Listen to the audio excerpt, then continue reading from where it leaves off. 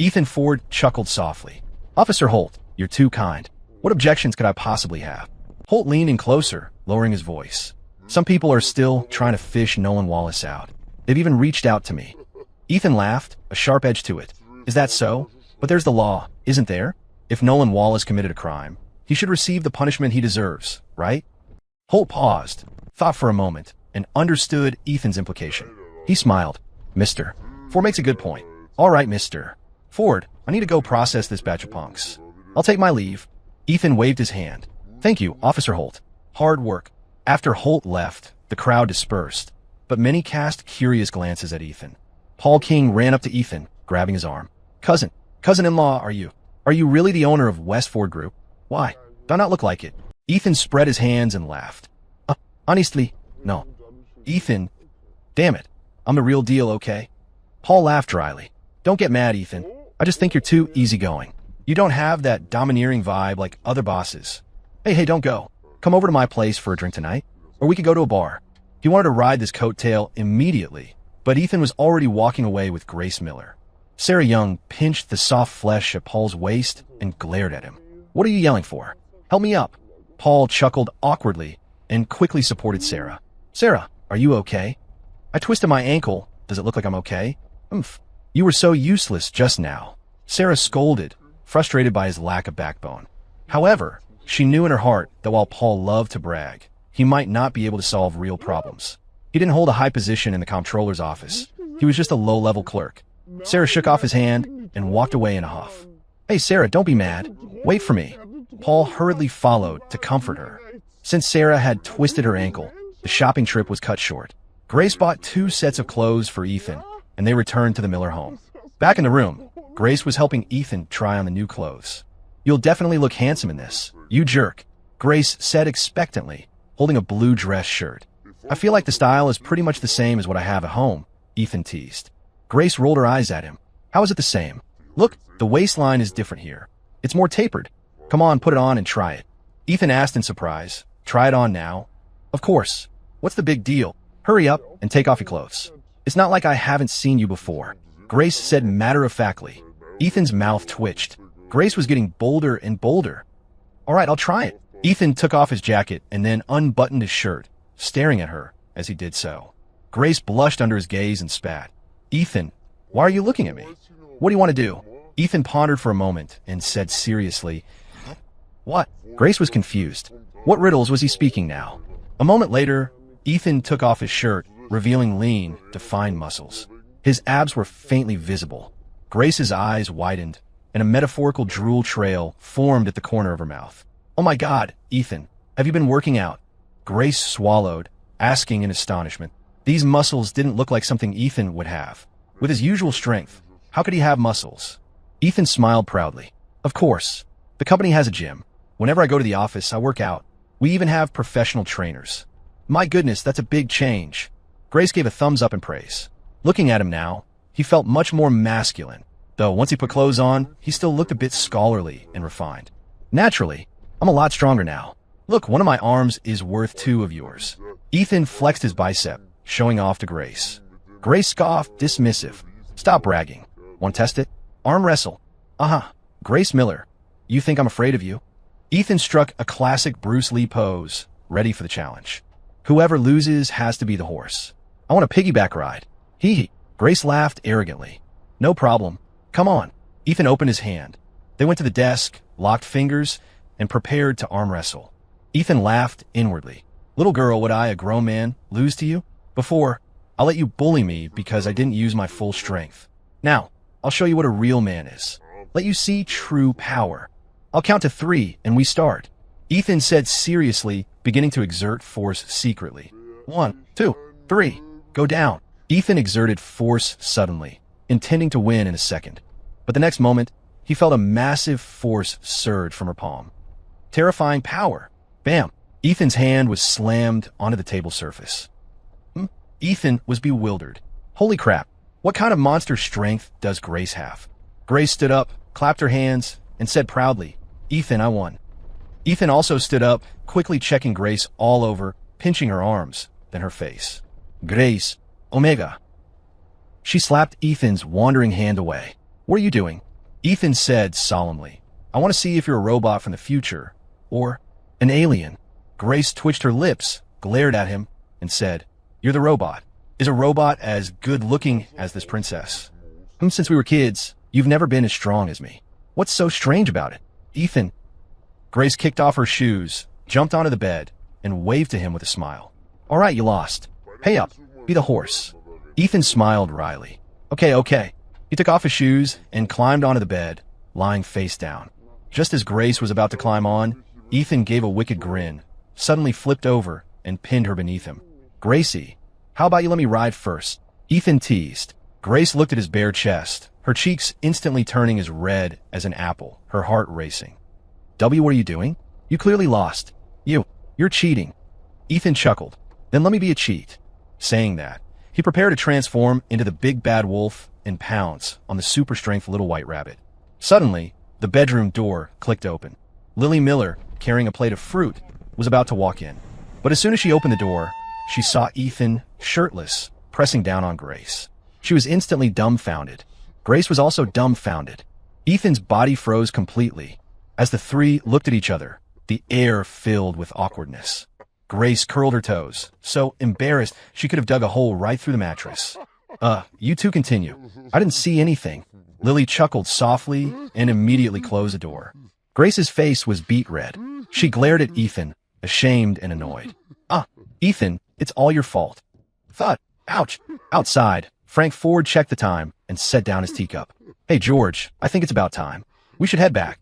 Going back so soon? Why not stay for dinner? We can have a few more drinks. George Miller had drunk quite a bit and stood up to urge them to stay. Frank laughed. Hey, there's plenty of time in the future. When we get back to Chicago, there'll be plenty of opportunities. All right, we really should go. Has Ethan not come out yet? Lily came out carrying the fruit, looking a little excited. Hey, Frank, don't rush. Wait a bit for Ethan. He might not be done yet, Frank and Mary Ford looked at each other in confusion. Frank scratched his head and asked, Not done? How long does he need?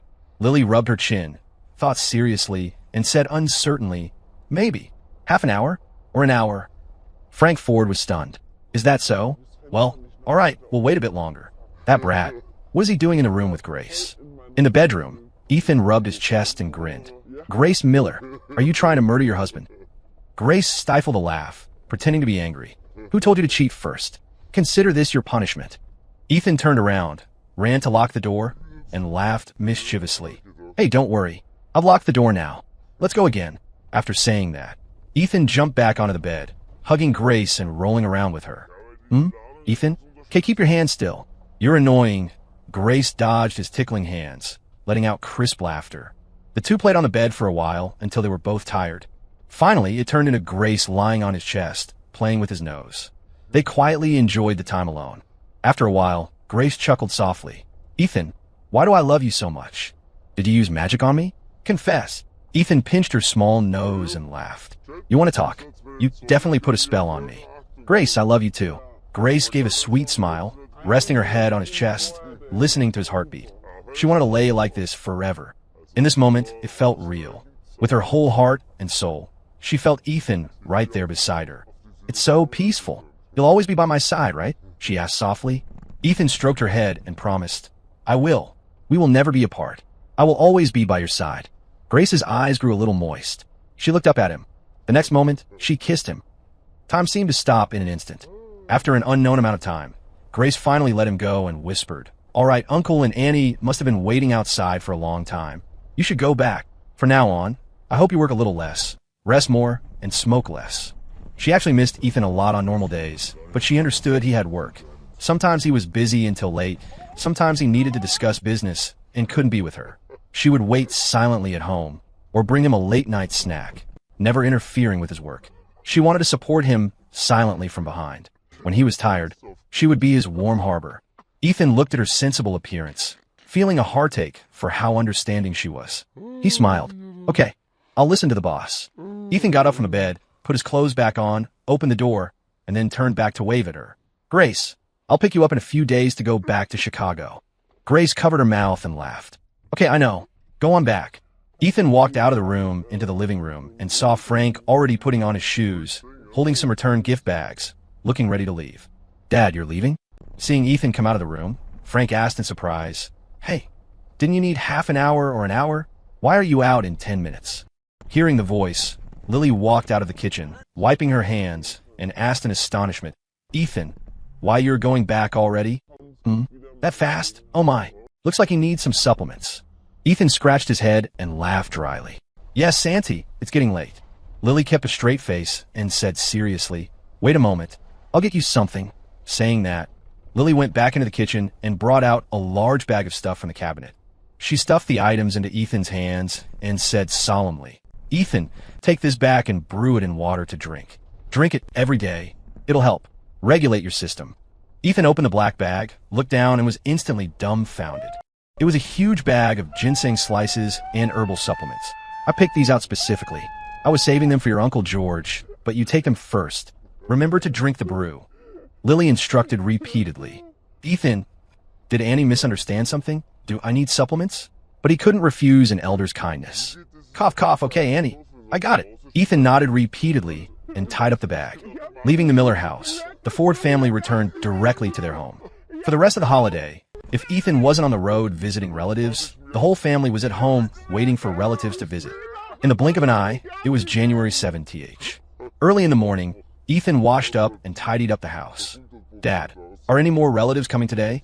Ethan put down the tablecloth and looked up to ask. Frank shook his head. "Didn't receive any calls. Probably not.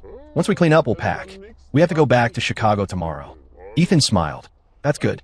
Running around for days has been tiring. I feel freer back in Chicago."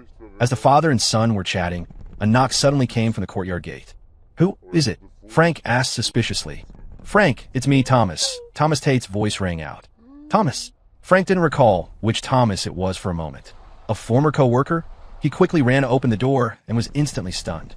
"Ah, Mayor Tate, why you? How did you come here? Please come in." Frank looked shocked, feeling overwhelmed by the favor, and quickly invited the person into the courtyard. "Ah, Frank, how could you forget me? It's the holidays. Just came to wish you a happy new year. Haven't seen you in years. By the way, is Ethan home?" Thomas said politely. Frank was bewildered. "What's the situation? Am I that close with Mayor Tate? Why did he come personally to wish me a happy new year? Seems like he's here for my son." But a guest was a guest, especially such a distinguished one. He quickly said, "Hey, Mayor Tate, he's home. Please, please. You're such a distinguished guest. It's a surprise. Come, sit in the living room. Uncle Frank, happy new year. Wishing you good health and all the best." Tyler Tate, carrying bags big and small, greeted politely. "This is my son, Tyler. When they were kids, he used to follow Ethan around to catch frogs. Don't you remember?" Thomas introduced with a smile. When he said that, Frank recalled some memories and remembered Tyler. "The kid is so big now, I almost didn't recognize him. Come in and sit." Frank greeted warmly. The Tate father and son followed Frank into the living room. As soon as Thomas saw Ethan, he walked up warmly and shook Ethan's hand. "Ethan, happy new year." "Ethan, happy new year. Wishing you great prosperity." Tyler Tate beamed, greeting happily. Frank, standing to the side, was dumbfounded seeing the Tate father and son so warm toward Ethan. "What is going on? Why does it feel like they came specifically to visit my son?" Ethan was also a bit surprised to see the Tate family come for a holiday visit. People generally don't show up for no reason. "Have a seat. I'll pour you some tea," Ethan greeted with a smile. Guests were guests and had to be treated well. Hey, Ethan, no need for the trouble," Thomas urged repeatedly. Frank laughed. "Hey, Mayor Tate, it's the holidays. How can you come to our home and not have tea? You sit first. I'll go prepare some food." Thomas stopped declining and said politely, "Oh, sorry to trouble you." Ethan had heard enough of these polite remarks over the past 2 days. Whether going to a relative's house or having relatives come over, it was basically the same script, a polite push and pull. Maybe this was just the tradition. Ethan poured 2 cups of tea, handed them to the Tate father and son, and then sat down. "Uncle Thomas, I was thinking of visiting you today to wish you a happy new year. I didn't expect you to beat me to it. I'm really flattered." Thomas Tate had a kind smile on his face. "Ethan, knowing you have that intention makes me happy. It doesn't matter who visits whom. I figured you might be heading to Chicago in a couple of days, and since I happen to be free today, I came over to see you." Ethan picked up a tangerine and peeled it, but his mind was pondering their intentions. They certainly didn't come just to sit. Thomas was an old fox. Naturally, he wouldn't state his purpose right away. "Yes, Uncle Thomas. We plan to go to Chicago tomorrow. You know, school starts soon. Ethan said with a light smile.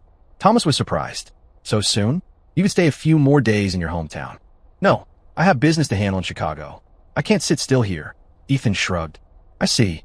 Understandable, understandable, Thomas smiled. Then he looked around the room and said, Ethan, this house has been around for some years, right? Why not renovate it? If you want to renovate or rebuild, I'll arrange someone to follow up for you. The approval procedures will be done in half a day. In rural towns, renovating or rebuilding houses required approval before construction could start. Usually, these approvals wouldn't come down for months. Thomas wanted to use this to show goodwill to Ethan. Ethan naturally heard it and smiled. This is the old ancestral home. My dad can't bear to tear it down. We plan to see if we can buy a plot of land nearby and build a new house, so it's more comfortable when we return. Tyler Tate immediately said, there is land, right at the entrance of the alley, that large vacant lot across the way. That's residential land that can be traded. I heard it belongs to the Langston family and has been sitting idle. He was quite familiar with the town situation. Hearing Ethan wanted to buy land, he felt it was a chance to get closer. Is that so? No wonder it's been empty. Are they willing to sell? I'm willing to pay for it, Ethan asked with interest. Tyler rolled his eyes and said seriously, there aren't many Langstons left. I heard Old Man Langston intends to sell, but no one has been willing to take it over. It's 2 acres. Actually, he didn't know the specific details, but if Ethan wanted it, he would find a way to help secure the land. Thomas waved his hand and smiled. Ethan, don't worry about this. If you really want to buy it, I'll go talk to the Langstons later. The land is idle anyway. If they don't sell, it'll just become a wasteland. Tyler chimed in, yeah, it's 2 acres. If it sits idle, it might be reclaimed and turned back into farmland. Ethan understood their meaning. They were eager to help. Indeed, building a house in his hometown would be much easier with the Tate family's help. He would definitely owe this favor. In that case, Tyler, if you have time, ask for me. Price isn't a problem, as long as it's reasonable. 2 acres, I'll buy it. Ethan smiled.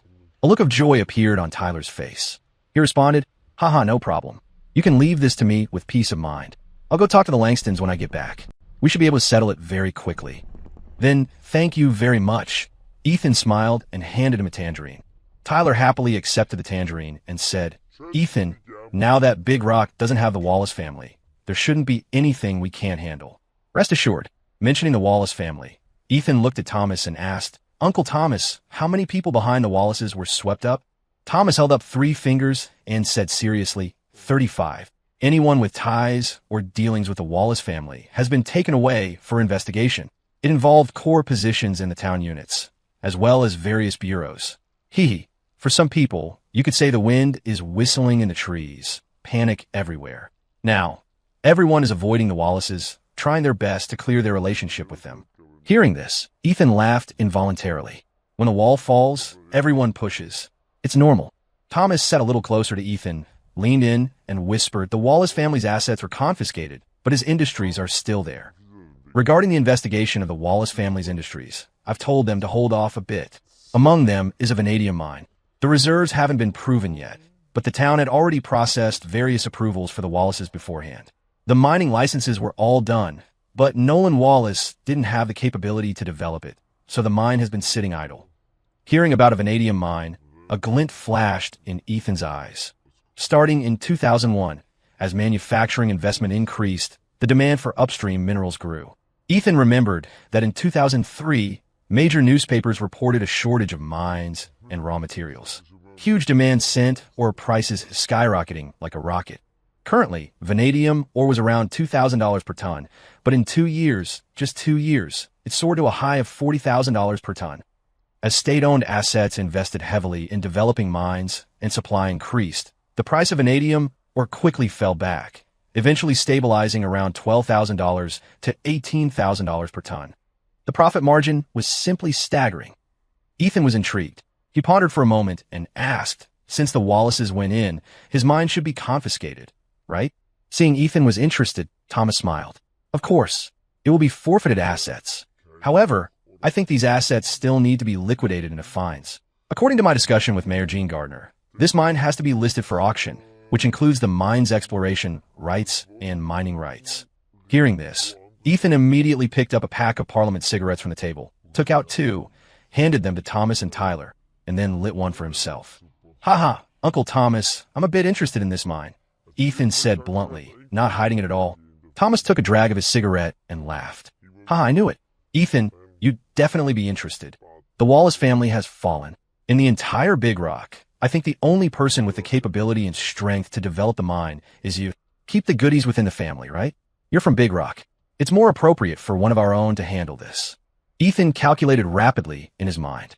Investing a mine was business worth over $100 million. If handled well, it could earn him some serious money. This was truly a big gift.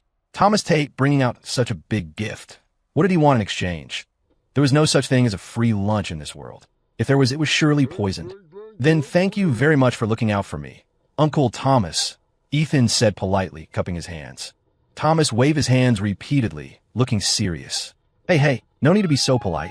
We're all family. Tyler and you grew up together. For this kind of favor, of course I'd help. With that, he framed both sides as family. Yes, although Tyler is a few years older than me, we get along very well. Ironclad buddies. Ethan nodded in agreement. A glint flashed in Thomas's eyes. Feeling the time was right, he pretended to be distressed. Sigh, Tyler is a few years older than you, but he hasn't achieved much these years. I arranged for him to work in the comptroller's office, but you can see the end of that road at a glance. Unlike you, Ethan, doing big business, knowing the mayor of Fulton, and being so close to him, you have much more of a future. Ethan heard the implication in his words and smiled. Hey, it's all luck. Tyler should be doing well in the comptroller's office. The chances of promotion later are quite high. Thomas shook his head and smiled bitterly. That's what people say, but this kid's heart isn't in it. Ethan turned to Tyler curiously. Tyler, what's wrong? You don't like working at the comptroller's office? Tyler smoked a cigarette, shook his head, and said seriously, to be honest, I didn't feel it much before, but after doing this job for a long time, it feels more and more tasteless. Just like my dad said, this life is visible to the end at a glance. I don't really like a job where I can see the end. I want to go out and venture. Tyler paused, looked up at Ethan, and said sincerely, Ethan, I want to go out and work with you. Ethan was stunned. He didn't expect Tyler to be willing to give up the job for life, and a golden one at that, to work with him. Looking at Tyler's face, he didn't seem to be joking. Tyler, why do you suddenly want to work with me? Ethan asked in surprise. Tyler gave a bitter smile. It's not sudden. I've thought about it for a long time. I've thought it through clearly. I haven't been able to sleep for nights thinking about this, and I've made up my mind. I'm still young. There's a vast world outside Big Rock. I want to see it, experience it, venture out, and make a name for myself. Thomas put down his cigarette, took Ethan's hand, and said sincerely, Ethan, I'm not very at ease with him venturing out on his own, but if he wants to follow you, I'm very at ease. I'm getting old. I can't help Tyler much. I just hope he can make something of himself. I want to ask you to look after him. These words fully expressed the bitterness and helplessness in an old father's heart. In Big Rock, Thomas Tate had authority, but outside Big Rock, Thomas was powerless. Ethan suddenly realized. He finally knew the purpose of the Tate father and son's visit today, and what the successive gestures of goodwill meant. It turned out they wanted to find a future for Tyler. Ethan was now clear in his heart. This was also a form of interest exchange. Indeed, given Tyler's situation, if he stayed in Big Rock, he would at most reach Thomas's position. But after Thomas retired, it might not even be Tyler's turn. Being trapped in Big Rock for a lifetime was indeed a torture for a young person who wanted to see the world. Ethan, don't worry. Working with you, I will definitely give 120%. I absolutely won't drag you down, Tyler said solemnly. Ethan laughed involuntarily. Tyler, I'm not questioning your ability. You have talent and capability, I know that. But let me remind you, venturing out isn't as comfortable as the comptroller's office. Hearing Ethan's words, a look of joy appeared on Tyler's face. What kind of man fears hardship and fatigue? I'm not afraid. Ethan nodded and smiled. All right then. After the new year, once you've processed your resignation, come work at my company. Since the Tate father and son were so sincere, and he owed favors for the new house and the mine, he would naturally agree to this matter. Debts of gratitude must be repaid. There is no such thing as owing favors and not repaying them. People who don't repay favors can't win hearts. Tyler was a bit excited and said gratefully, Okay, Ethan, thank you. Thomas was also happy, but he slapped the back of Tyler's head and teased, No manners. Call him Mr. Ford from now on. Tyler gave a dry laugh, scratched his head, and said sincerely, Hey, Dad, I know. Mr. Ford, boss. Ethan waved his hand and laughed. What boss? We're not at the company. Cut it out. Tyler understood the implication. This wasn't a formal occasion, so no need to call him that. The other meaning was informal occasions, be formal. Personal relationships were personal relationships. Work was work. He understood this clearly. Otherwise, wouldn't his years in a unit have been in vain? Hey, yes. Whatever the boss says goes, huh. Tyler laughed happily. With the matter settled, Thomas finally felt a stone drop from his heart. A few days ago, when Tyler expressed interest in working with Ethan, he was actually supportive. The enterprise Ethan built in Chicago was significant, and he was so close to Mayor K. There would definitely be many projects in the future. Tyler working with Ethan would broaden his horizons and give him access to more opportunities and higher-level contacts. He certainly wouldn't lack chances to make money. The Tate family's prosperity. He couldn't count on his daughter, so it all depended on his son. Thinking of this, Thomas handed Ethan a cigarette and sighed with emotion. 2 years ago, someone read Tyler's fortune. They said at 24, he would definitely have a benefactor help him. Sure enough, they weren't wrong. Ethan, you are that benefactor. Ethan took the cigarette and said politely, Hey, Uncle Thomas, you're joking. How am I a benefactor? Whether one succeeds or not depends mostly on the individual. You are your own benefactor. As the saying goes, rely on the mountain and the mountain falls, rely on people and people run. Only you yourself are the most reliable. My help is limited. The platform and opportunity are only so big. Whether he can achieve results depends on Tyler. Thomas laughed. Haha, Ethan makes sense. Tyler, when you go out, learn humbly from Ethan. Be an honest person, work diligently, and don't disappoint Ethan. Tyler responded with a serious face. Dad, don't worry. I will. Only then did Thomas nod with satisfaction, then smiled at Ethan. Ethan, don't worry about building a house. I'll handle it for you. Regarding the vanadium mine, if there's any policy news, I'll notify you immediately. When it comes up for auction, there naturally won't be any problems. This was Thomas's promise to him. Ethan smiled faintly. Then, thank you for looking out for me, Uncle Thomas. As they were chatting, Ethan's phone rang. He took it out and saw it was a call from Victor the Reaper Vane. He immediately got up and walked out of the room to answer the call. Hey, Victor, Happy New Year. Haha, Ethan, when are you coming up to Chicago? Victor's hearty laughter came from the other end of the phone. Ethan was surprised. What made Victor so happy? I plan to go to Chicago tomorrow. Victor, hearing your voice, it sounds like something good happened. Victor laughed and said mysteriously, Of course I have good news for you. Fantastic news. Victor, what's the good news? Ethan asked curiously. Hee. Henry finally wised up. It's my birthday next week, and he plans to confess his feelings to my sister. Victor said happily. That's great news. How's he doing it? Any plans? Ethan's eyes lit up as he laughed. I'm calling you to discuss it, aren't I? Your brain is more active than mine. You surely have plenty of clever ideas. Victor said. Ethan chuckled. Sure, but I have some things to do right now. I'll be in Chicago tomorrow. Let's plan it together then. We can't talk clearly over the phone. That's true. Then I'll wait for your return. Come straight to my house. Victor instructed. No problem. Ethan laughed. After chatting for a while, they hung up. After hanging up, Ethan immediately called Henry Payne. Hey, Henry, you preparing to confess to Valerie? Ethan asked directly. Henry was stunned and asked in surprise. Ethan, I was just about to call you. How did you know? Victor told me. You got any ideas? Ethan laughed. On the other end of the phone, Henry scratched his head and whispered, I don't know how to do it. No experience. Ethan, can you help me come up with an idea? Ethan laughed. No problem. Tomorrow, meet at Victor's house. I'll call Tank later too. After hanging up, Ethan immediately notified Wayne Tank Turner the big news. Hearing this, Tank shouted excitedly, genuinely happy for Henry, and promised to be there. Ethan put down his phone, feeling happy in his heart. Henry had finally found his home. Why did I say home? Whatever. As long as he's not single anymore. Ethan turned back into the room, his face beaming. Ethan, what's wrong? You look like you won $5 million, Thomas asked with a smile. Ethan waved his hand and sighed. One of my brothers is about to stop being single. I'm happy. It wasn't easy. That is indeed a good thing. In this day and age, finding a girlfriend and getting a wife isn't easy. Thomas nodded. At this moment, Frank shouted from the kitchen, Son, the food is ready. Invite Mayor Tate to sit over here. Okay, Ethan responded, then invited the Tate father and son to the dining table to eat. This meal lasted from late morning until noon. 3 bottles of whiskey were consumed, and everyone drank to their heart's content. After seeing off the Tate father and son, Ethan went straight back to his room and lay down. Early the next morning, Ethan packed his luggage and got in the car, and the whole family went to meet the Millers. 3 cars came back, but now only 2 Audi A6s remained. Ethan planned to buy 2 more luxury cars when he returned to Chicago. Back in Chicago, it was exactly noon. After dropping his parents off at home, Ethan and Grace carried New Year's gifts and toys to Victor Vane's house. At Victor's door, Ethan rang the doorbell. A moment later, the door opened, and a plump, beautiful woman appeared. It was Victor's wife, Vanessa Vane. "Grace, Happy New Year." Ethan bowed slightly and smiled.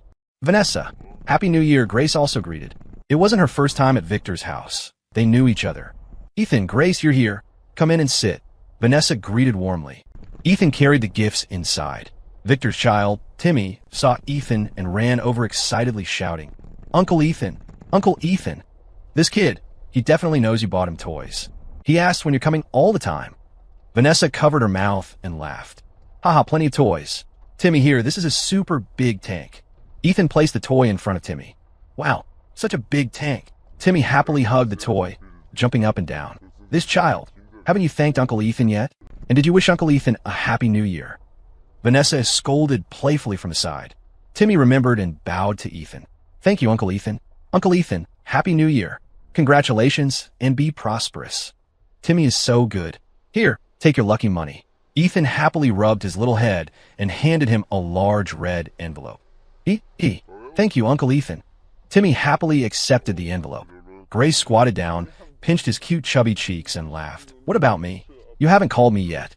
"Auntie, congratulations, and be prosperous," Timmy said obediently. "So good." Grace also handed over an envelope. "Timmy is so cute. His cheeks are so fleshy," Vanessa teased.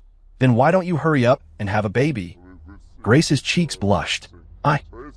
It's still early." She liked children very much, but that kind of thing really depended on fate. Victor Vane walked out of the tea room, saw Ethan and Grace, and smiled. "Ethan is here." "Victor, Happy New Year." Ethan put down the gifts and greeted. "Hey, sit down first. Henry will be here soon. We have to come up with an idea for him today, no matter what," Victor laughed. Mentioning this, Grace got excited. She took out a notebook from her bag and said, "Victor, I thought about it last night and in the car. Currently, there are 18 proposal plans in total." "Victor, what, 18? Grace, where did you find those?" Grace said seriously, "Summarized from TV dramas.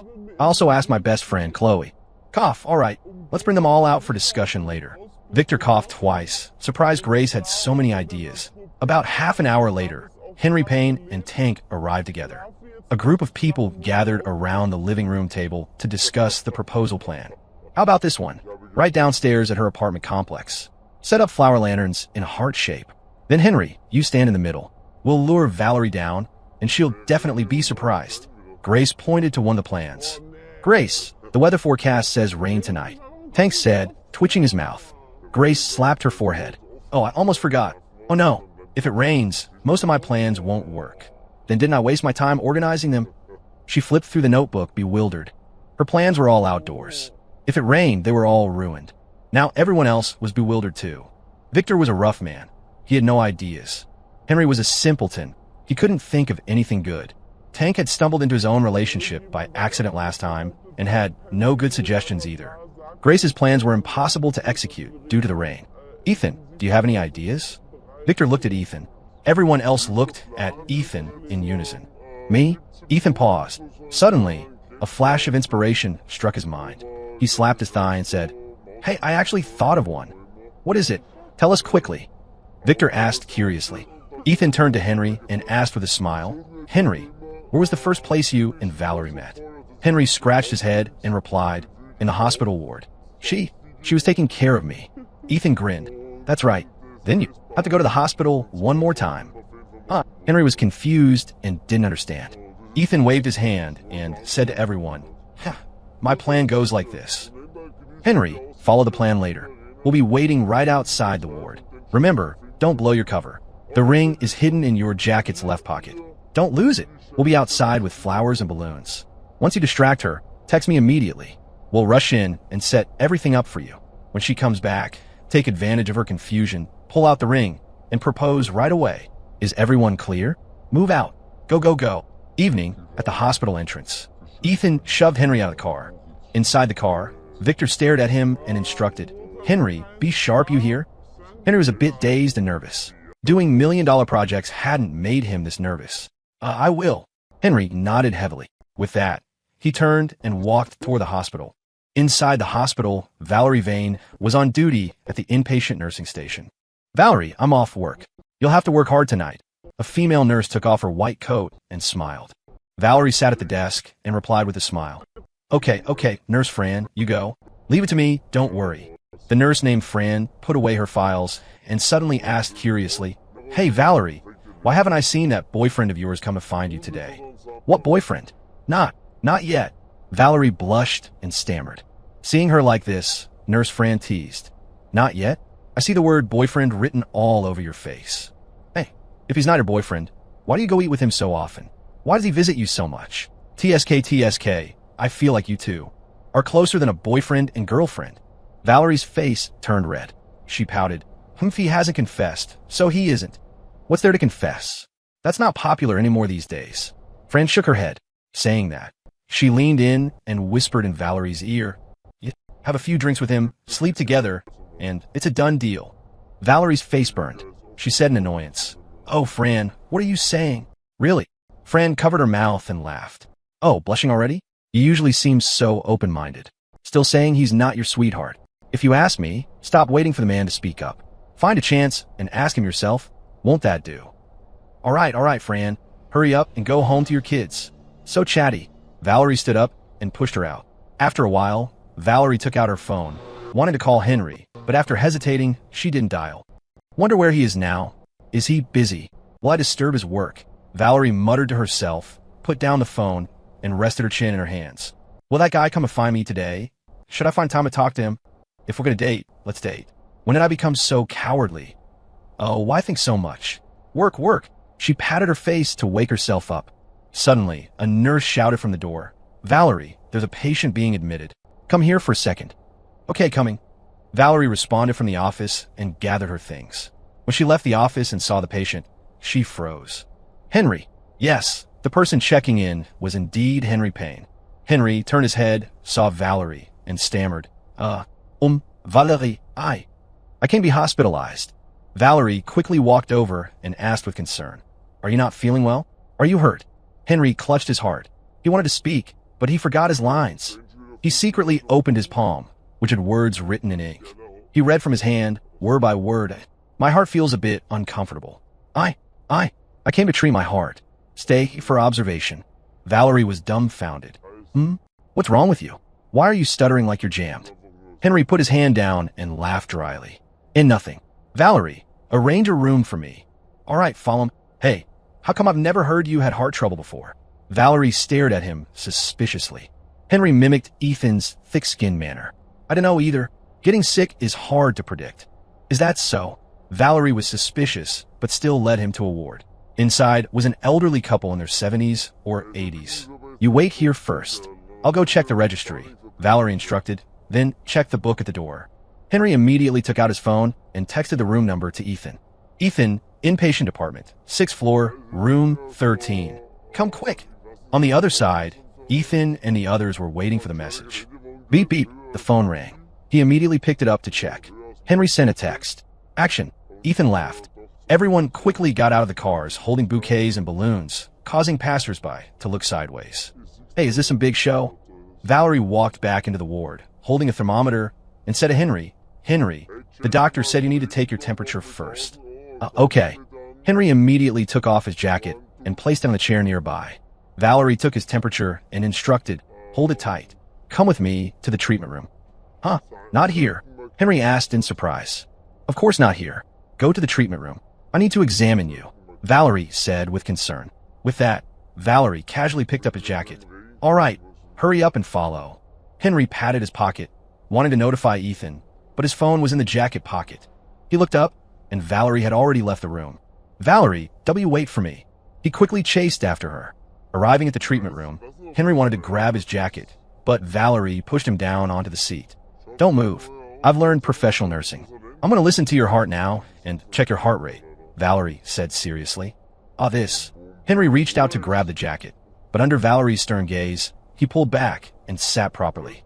Valerie put on the stethoscope, sat in front of him, reached into his clothes, and listened to his heartbeat. Henry looked at Valerie's face close at hand, her snowy skin, and the scent emanating from her body. His heart couldn't help but beat faster. It was normal just now. Why did your heartbeat suddenly speed up? Valerie made a sound of surprise. Cough, cough, and maybe there really is a problem, Henry said awkwardly, trying to stay calm. But Valerie suddenly stood up and leaned in closer again. The two were almost touching. Valerie was a bit puzzled. She took off the stethoscope and gently pressed her hand on Henry's chest to feel his heartbeat. My God, Henry, your heart is beating so fast. Do you really have heart disease? Valerie said seriously. Henry scratched his head. Maybe, probably, possibly. Valerie comforted. It's okay. Maybe just temporary arrhythmia. Listen to the doctor. Saying that, she got up to go to the treatment table to organize other things, preparing to do other admission checks for him. Henry, you should be fine, Valerie suddenly said out of the blue. Probably, but Valerie, can I go get my jack? Henry started to speak, but was interrupted by Valerie. Wait a moment. Valerie came over holding a blood pressure monitor, looking at him seriously. Henry, what is it, Valerie? Henry looked at her too. How about we date? How about we date? Did that? Henry's head buzzed instantly, and he didn't react for a moment. Valerie sat in front of him and said seriously, yes, just going out. Why? You don't want to go out with me, do you? Not like me. Valerie's tone was very calm, as if she were discussing a small matter with him, like what to eat for dinner tonight. Eat dough. Henry came back to his senses and nodded heavily. But as soon as the words left his mouth, something fell off. Why am I being confessed to? This wasn't the plan. Henry was a bit dazed, but he still repeated excitedly, I do. Valerie, be my girlfriend. Valerie patted his shoulder and laughed heartily. Ha, great. Then starting now, you're my boyfriend. Henry's mouth twitched. Why did it feel like sealing a business deal? By the way, Valerie, why did you suddenly? Henry scratched his head. Valerie gave a sweet smile. You said your heart was bad. I was afraid if I didn't say it, I might not have the chance later. Actually, I really like you. I don't want to have regrets. If I say it, at least there are no regrets. Henry, cough, cough, Valerie, actually, my heart is fine. This was my excuse. Henry told the truth. Valerie looked at him in astonishment. Then what did you come here for today? He immediately stood up to get his jacket, pulled the ring box out of the pocket, walked in front of her, and knelt on one knee. Valerie, actually, today I intended to confess to you. This ring, I give it to you. Henry stammered. He was efficient in his actions, but clumsy with his words, especially in front of Valerie. He always got inexplicably nervous. Valerie took the ring box, opened it, and inside was a diamond ring, sparkling and moving. Then put on for me. She extended her right hand, smiling coquettishly. Hey, okay. Henry revealed a happy smile and put the ring on her personally. In this moment, he felt his whole body relax. In this life, he had one more person to protect. He had one more family member, a lover. Hannah, Ethan, Tank, Valerie, and his brother-in-law, Victor. He had no home growing up. Perhaps in the near future, he would have a home and relatives. What a wonderful thing this was. Thinking of this, tears suddenly welled up in Henry's eyes. He hadn't frowned or shed a tear when he was stabbed a dozen times. But at this moment, he felt very happy, very blissful, because the most sensitive chord deep in his heart had been touched. Why are you crying? We're just dating. Why get so excited? Valerie helped him up and wiped the tears from the corners of his eyes. Henry laughed. Because I'm very happy. You silly fool. Valerie smiled sweetly, then wrapped her arms around his neck, stood on tiptoe, and kissed him. MMPH. Henry's body stiffened instantly, his hands froze in the air, and his mind exploded. Hold me, Valerie whispered while kissing him. Only then did Henry place his hands on her slender waist, holding her tightly. Valerie, I love you. On the other side, Ethan, Victor, and the others rushed to the inpatient department, 6th floor, room 13. They held huge bouquets of fresh flowers, causing patients along the way to stare dumbfounded. Number 13, the ward is right here. Ethan rejoiced. Move fast once we're in. Set it up immediately. Grace said excitedly. Roger. Victor turned to the brothers behind him. Hear that? Move faster. Bam. Ethan pushed the door open and immediately placed the bouquet on the table. Henry, are you ready? Ethan shouted. But when he looked up and scanned the room, he didn't see Henry. Only an elderly couple in their 70s or 80s stared at them in shock. Ethan. Holy crap. Where's Henry? Where's he? What did that guy run off to? Who are you? The old woman asked in amazement, looking at him. Then, The old woman turned to the old man and smiled. Old man, did you buy me all these flowers? The old man looked bewildered. I don't know. Instantly, an extremely awkward atmosphere filled the ward. Ethan was so embarrassed he could have dug a grave with his toes. Crap. So embarrassing. Cough, cough. Wishing you two a happy century together. These flowers are for you. Free. Ethan laughed awkwardly, left his flowers, and pushed everyone else out the door. At the door of the ward, Victor slapped his thigh and sighed. What happened? Where did that kid go? Tank scratched his head and asked, Does this count as our plan failing? At this moment, two nurses passed by, looking at Ethan and the group of weirdos with strange eyes. Nurse beauties, wait a second. Ethan quickly stopped them. What is it? Something wrong? Are you a patient's family? One short-haired nurse asked. The chubby nurse next to her shook her head. Visiting a patient. You don't need to be this exaggerated, do you? Too many flowers. Does your family own a flower shop? Ethan didn't know whether to laugh or cry. Now is not the time to explain. He quickly asked, Sorry, I wanted to ask, where is Nurse Valerie? I just saw her and a patient in the treatment room. The short-haired nurse pointed to the other end of the corridor. Thanks. Ethan thanked her and quickly led Victor and the others toward the treatment room. The group arrived at the treatment room door, which had an observation window, to look inside. Ethan and Grace looked through the window and froze. A moment later, they both revealed weird smiles simultaneously. Seeing this, Victor's curiosity piqued, and he asked urgently, What is it? What happened? Are they inside? Victor squeezed in, and, seeing the situation inside, his eyes widened. Holy crap. It worked? What's going on? Tank stretched his neck curiously. In the treatment room was a sweet and happy scene. Henry and Valerie were kissing.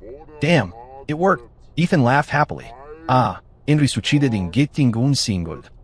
Tank chuckled foolishly and asked, So our plan counts as a success? It should count as a success, but it also seems like it didn't completely succeed. Grace covered her mouth and laughed. Who cares? Anyway, the result is good. Hee hee. Victor revealed a proud big brother smile. That kid didn't disappoint me after all.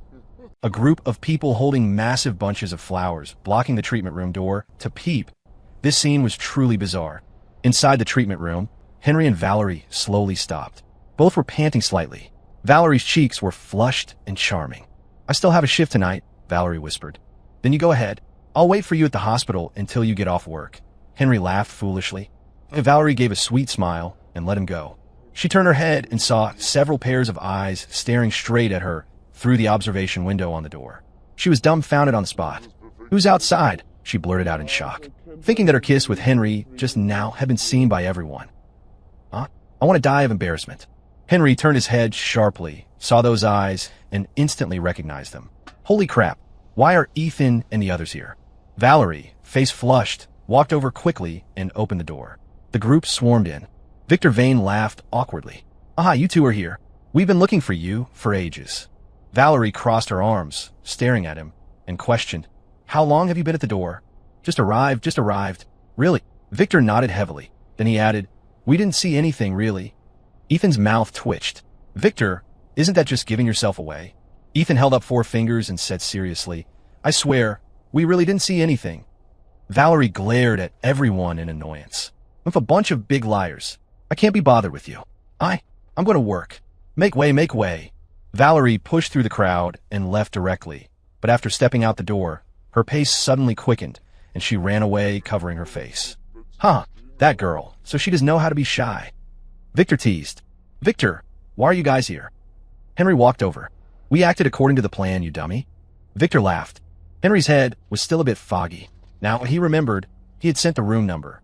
Ethan patted his shoulder and sighed with emotion. All right, Henry, congratulations. Officially off the market. Let's go, have a few drinks to celebrate. By the way, tell us the details. Hearing about drinking, Victor got interested and said boldly, right, go have a few drinks. Let's go. Henry smiled. Ethan, Victor, you guys go. I promised Valerie I'd wait for her at the hospital to get off work. Good kid. Turned into a saint of love in a blink. Fine, you wait then. We're going to drink. Victor laughed loudly. He knew Henry well. The guy was single-minded. But this also meant Henry was reliable. He felt very at ease in trusting Valerie to him. Since the matter is settled, disperse. We're going drinking. Victor waved his big hand, and the crowd left boisterously. Grace didn't like drinking and didn't bother mixing with a bunch of men, so she arranged to go shopping with Chloe Jones. Ethan and Victor went to a bar together. Victor had many venues. The metro and downtown districts were basically his territory. Other places were more remote, and he couldn't be bothered to expand. Those territories were small with little profit. It could be said that the places with the most profit in Chicago's nightlife were all Victor's turf. In a private room at the Night Rose Bar, smoke filled the air. Dozens of people were shouting and playing drinking games, very lively. However, Ethan, Victor, Tank, and Camel sat in a quieter corner. Victor downed a glass of beer and sighed with emotion.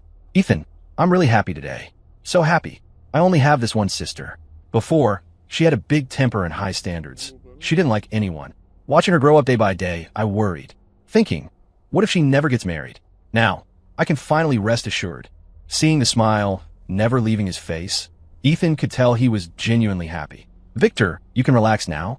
Henry is a bit quiet, but he's a good person and honest. Having suffered for so many years, he knows how to care for people. They will definitely get along well. Ethan comforted. Victor hummed. I know that naturally. Otherwise, would I let them be together? Ethan, I'm very accurate at judging people. Ethan complimented. Yes, yes. Victor has seen more people than I've eaten meals. Victor laughed and scolded. Ha, you kid just love to flatter. But I like hearing it.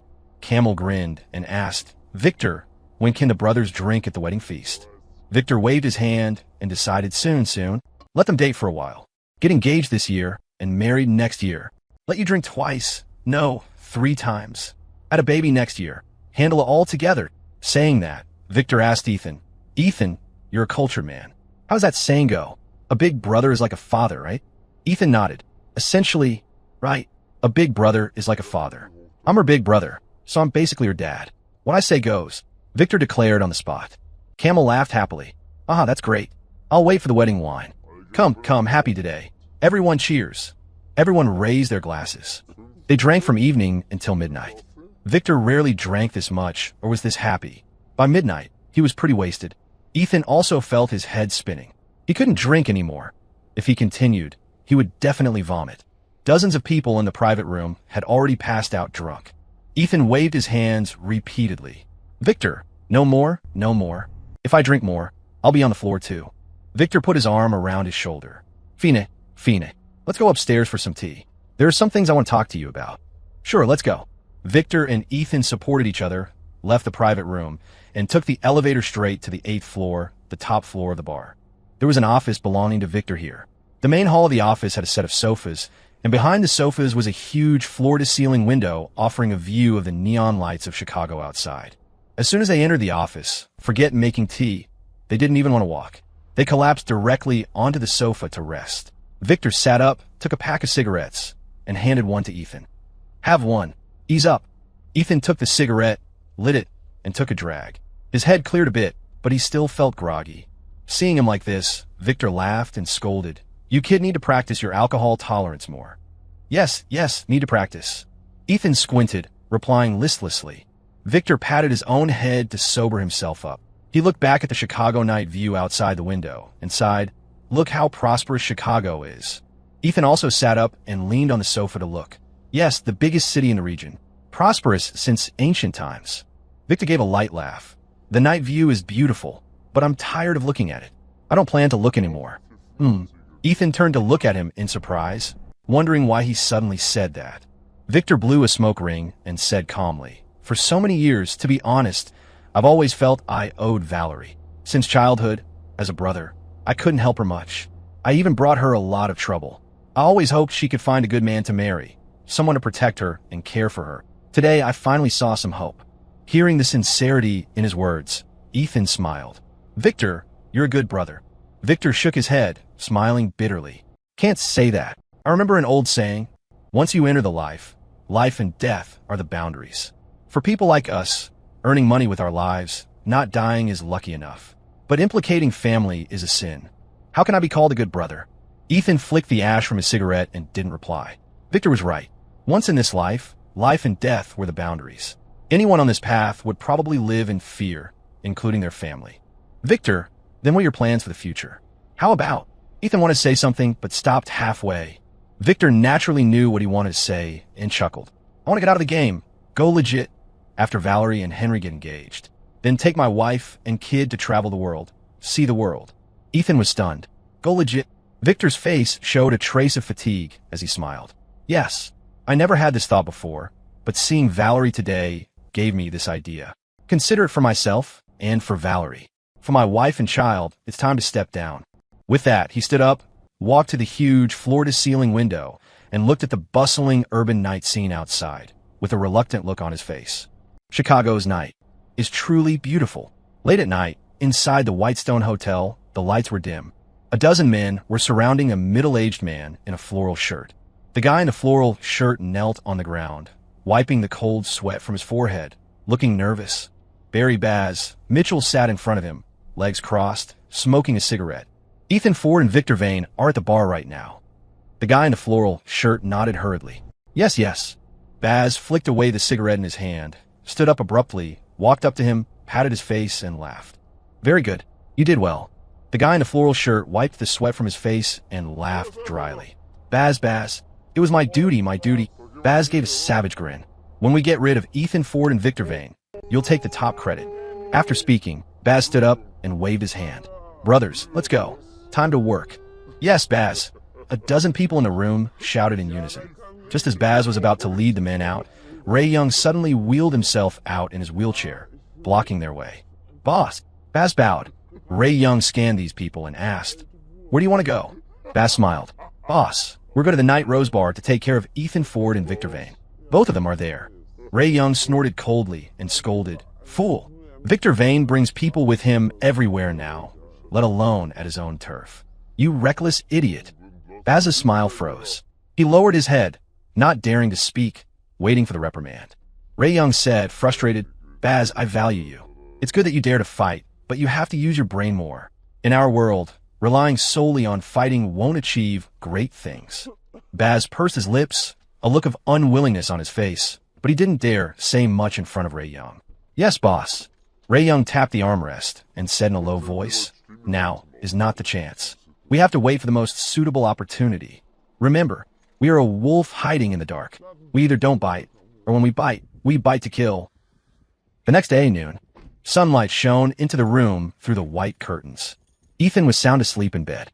He had drunk a lot last night and hadn't woken up yet. Thump, thump. A sound came from the window, waking him from his dream.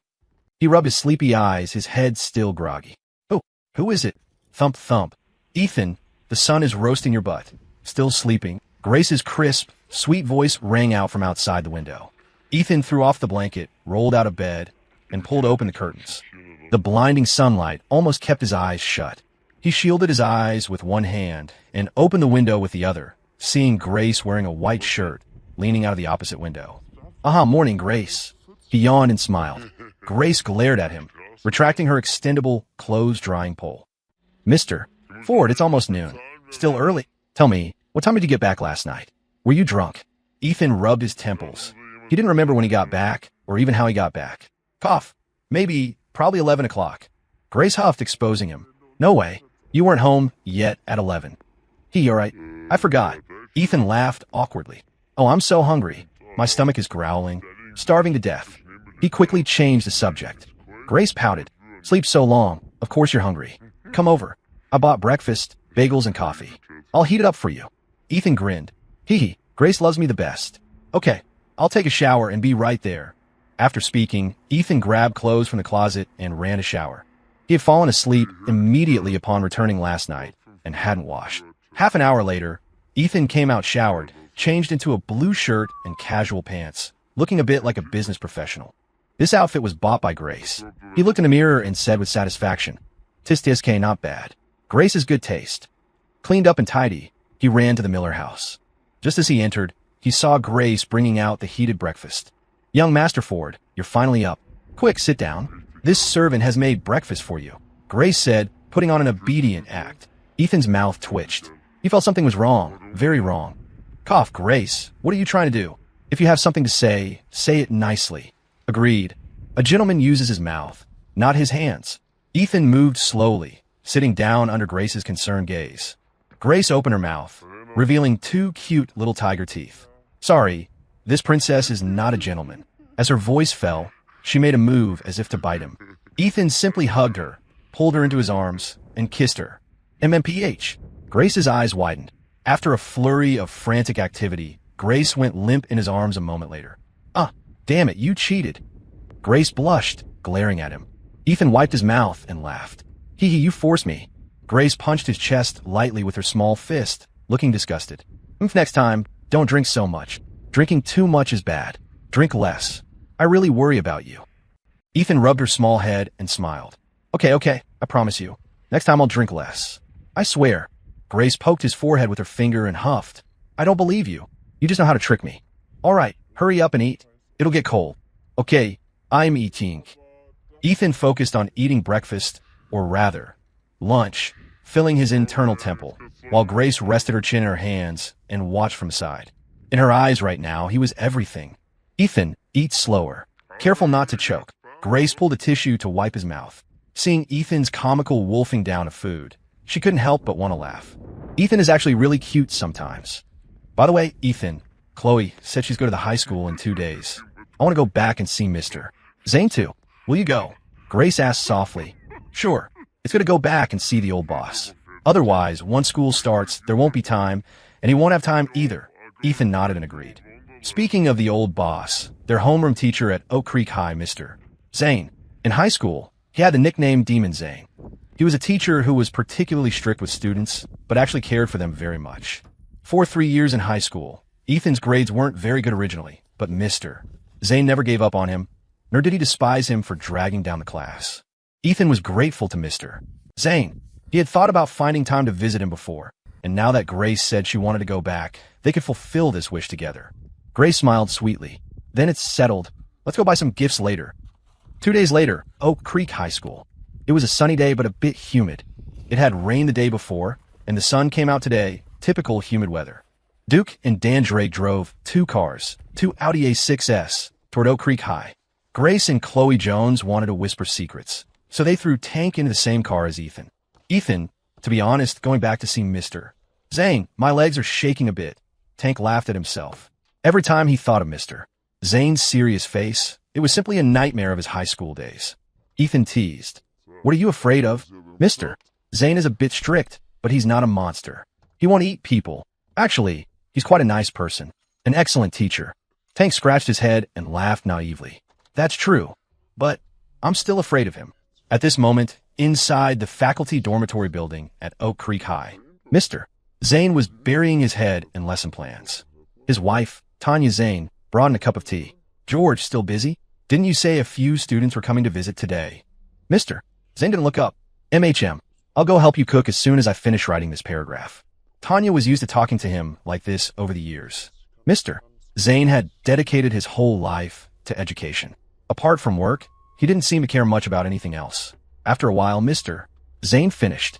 Only then did he stop his pen and take a sip of tea. All right, I'll stop here for today. I'll continue tomorrow.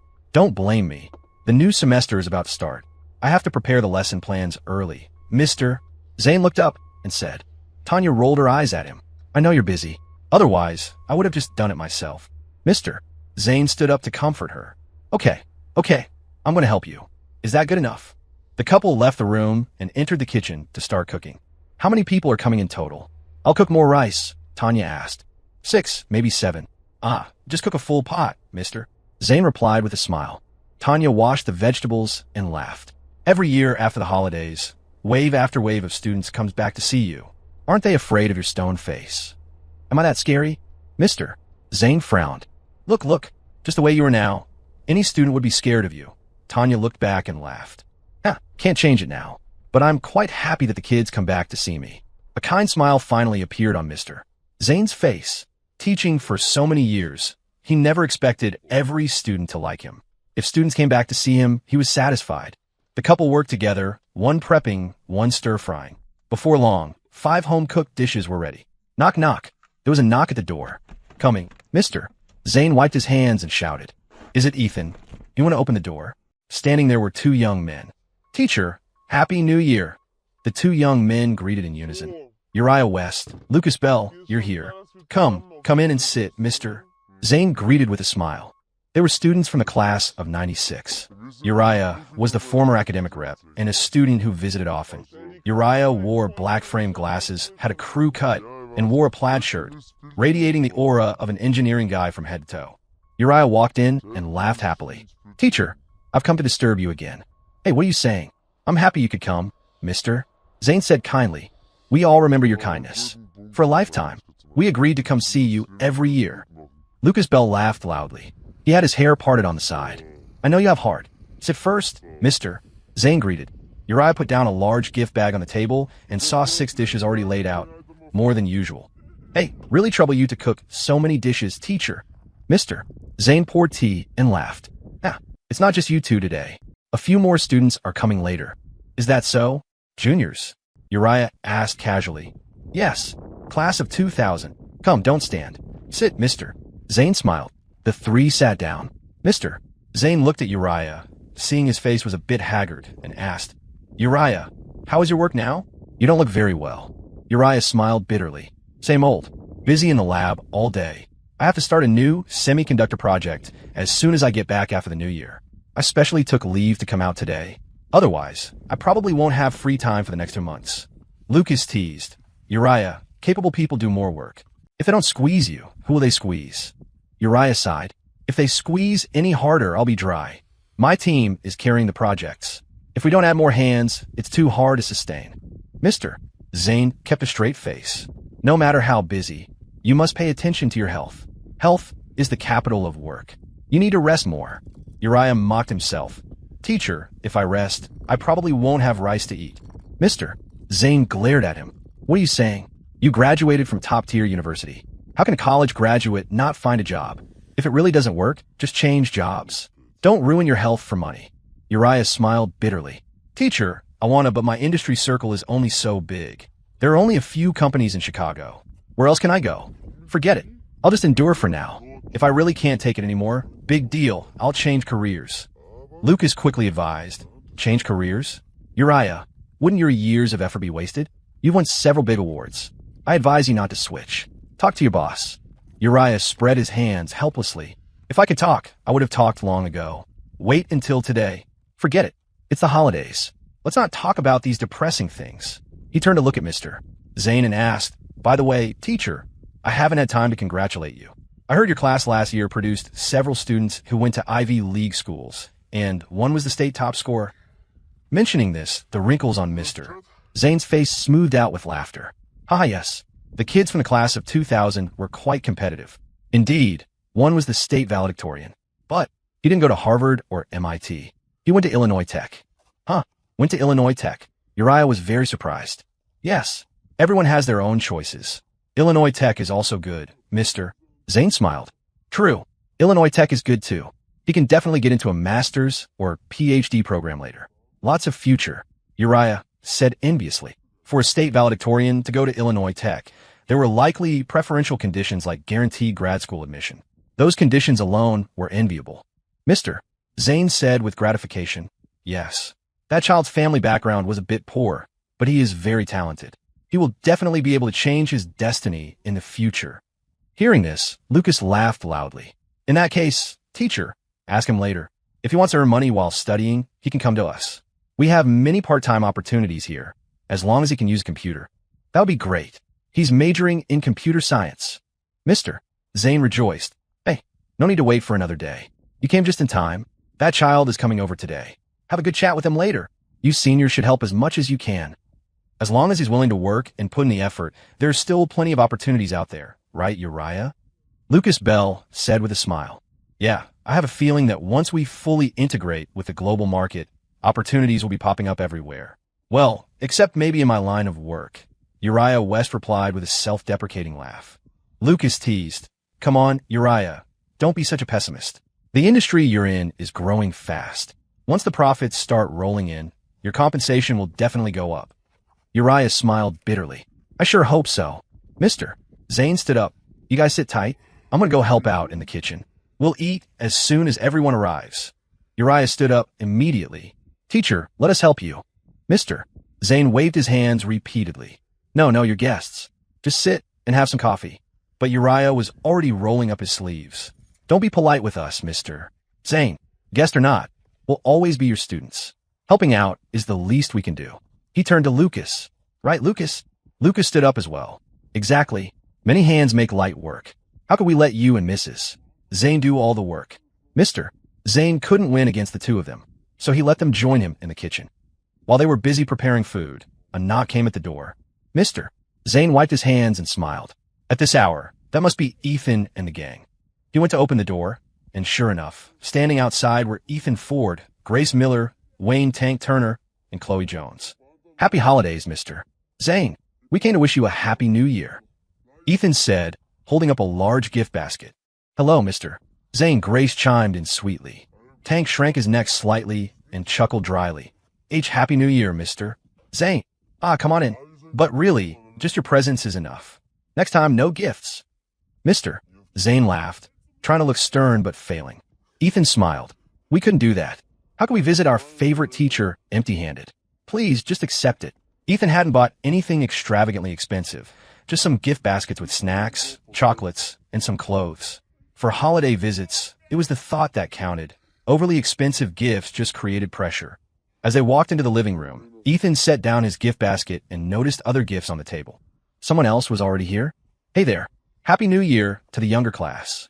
Lucas Bell walked out holding a head of lettuce, greeting them warmly. Mr. Zane introduced them. Ethan, these two graduated in '96. They're your upperclassmen. This is Lucas Bell, and the other one is Uriah West.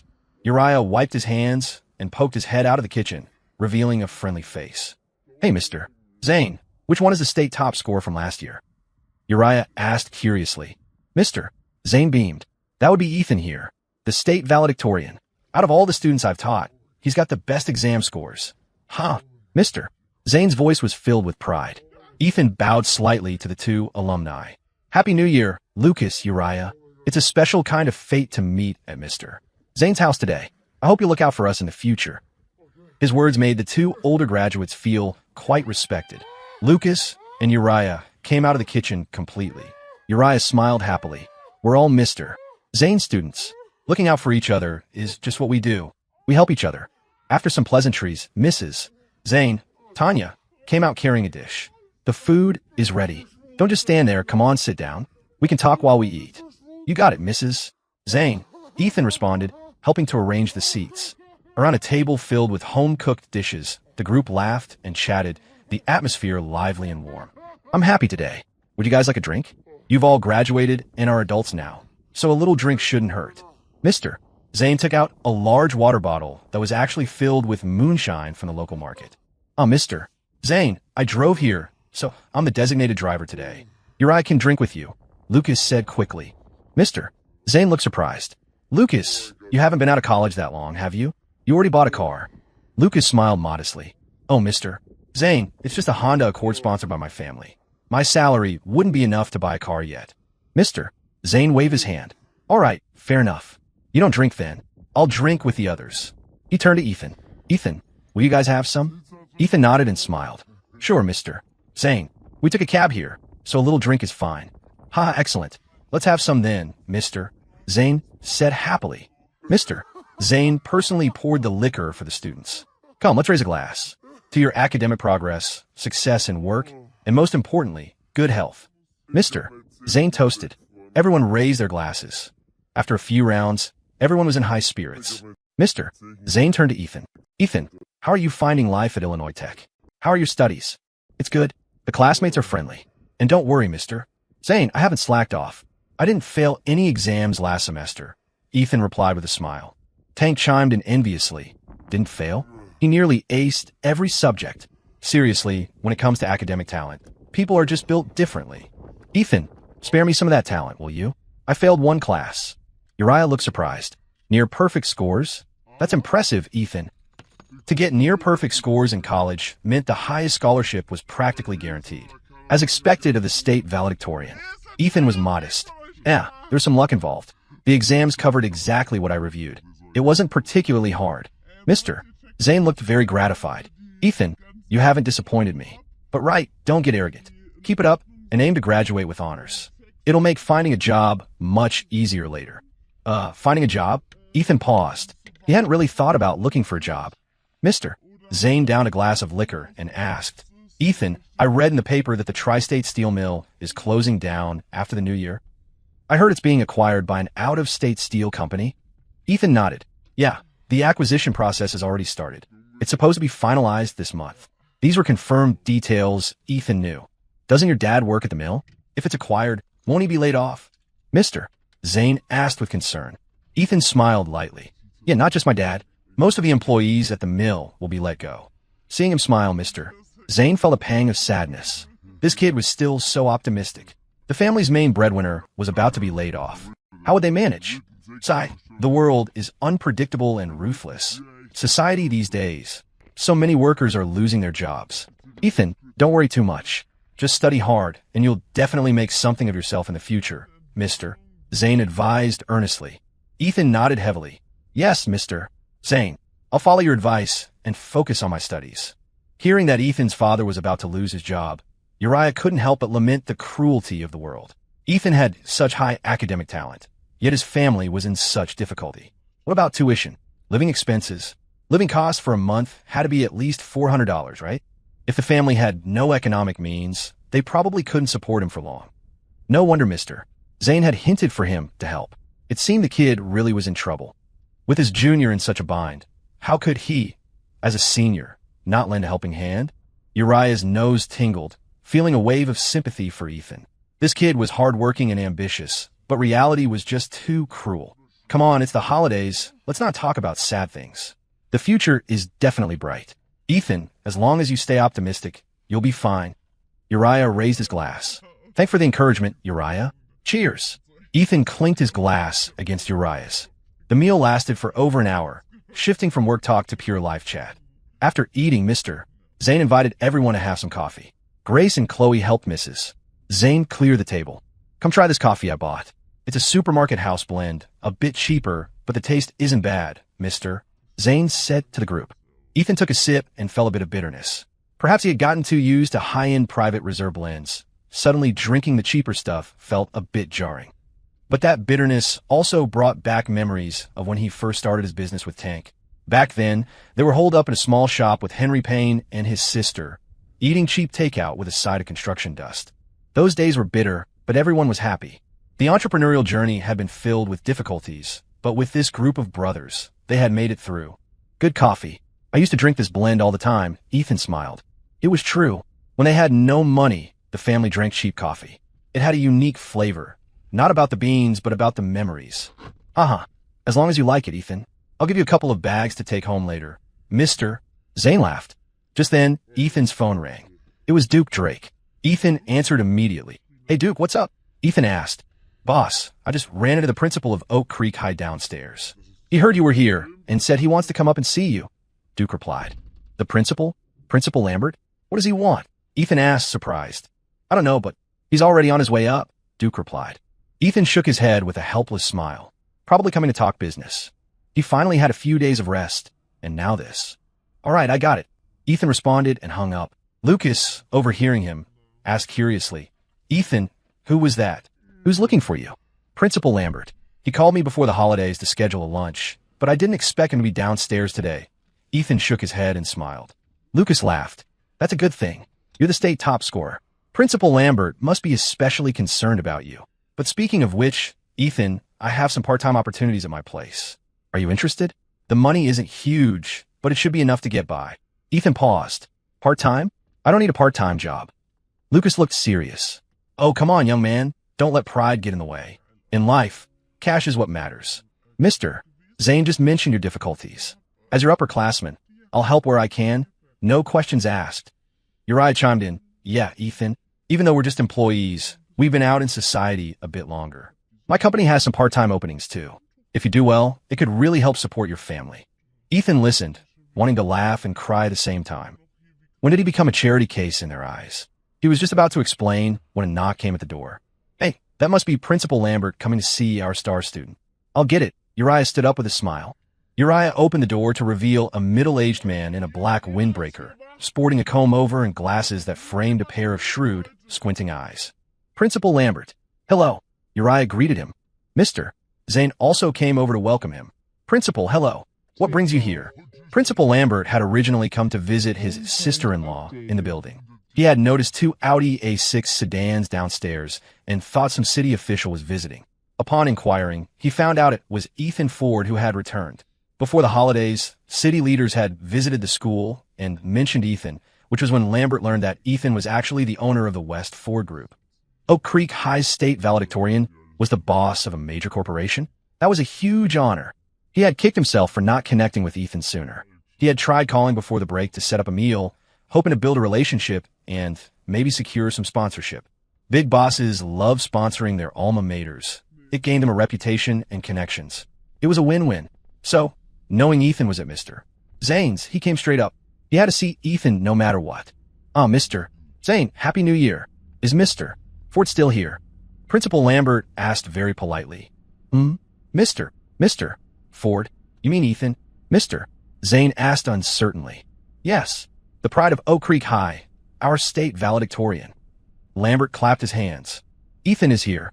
Come principal. Mr. Zane ushered him in. Ethan, the principal is here to see you. Ethan had already walked to the entryway, smiling. Happy New Year, Principal Lambert. Mr. Ford, Happy New Year, Happy New Year. Principal Lambert stepped forward quickly, shaking Ethan's hand enthusiastically, his face piled with smiles. Uriah and Lucas were dumbfounded. Mr. Ford, what was going on? Why was the principal so enthusiastic towards him? Principal, why are you calling him Mr. Ford? Who? Ethan. Mr. Zane was also confused. Principal Lambert looked surprised. You guys don't know? Ethan is the owner of West Ford Group. Calling him Mr. Ford is perfectly appropriate. What? Ethan is the owner of West Ford Group. Mr. Zane exclaimed in shock, his jaw dropping. Group owner? Uriah gasped, his eyes widening in disbelief. Lucas was also flabbergasted, opening his mouth but finding no words. He had just tried to offer him a part-time job. The guy was a big boss. Damn, that was a massive misunderstanding. Oh, Principal, you're too kind. It's just a small business, Ethan said modestly. Principal Lambert's eyes narrowed into slits as he laughed. Oh, Mr. Ford, don't be humble. You can't fool me. I heard the city leaders are planning to award you the Advanced Tech Enterprise certification. The entire computer market in Chicago gets its stock from West Ford Group, a company worth tens of millions. And you call it a small business? You're too modest. What? Tens of millions. Uriah was even more shocked. So his junior wasn't just a boss, but a super boss. He was way too low-key. Ethan smiled. Principal, let's not stand here. Have a seat, let's talk. Good. After you, Mr. Ford. Principal Lambert gestured for Ethan to go first, showing full respect. Uriah and the others watched this, their shock deepening. Even Principal Lambert was this polite to him. He really wasn't an ordinary boss. Everyone sat in the living room drinking coffee. Principal Lambert took out a pack of cigarettes, offering one to Ethan first, then to the others. Mr. Ford, since we happened to meet today, there is actually something I wanted to ask your opinion on, Lambert said as he lit his cigarette. Oh, what is it? Go ahead, Principal. Ethan smiled. He could tell this principal was a smooth operator. He wouldn't come without a reason. Principal Lambert paused for a moment, then said politely, I'm planning to set up an alumni hall of fame at the school. You are Oak Creek High's first state valedictorian and a well-known entrepreneur. I think you fit the criteria perfectly. I want to invite you, Mr. Ford, to join the Hall of Fame. It would set an excellent example for future students. Ethan didn't hesitate. He smiled and said, That's a great proposal, Principal. As a graduate of Oak Creek High, I fully support it. Ethan had seen plenty of things like alumni halls of fame, and he rarely refused them, because it was a networking platform. Regardless of the fame aspect, maintaining alumni relationships was necessary. Such platforms were often the first networks a person could access in life. Once out in society, opportunities to expand one's circle in such an organic way were rare.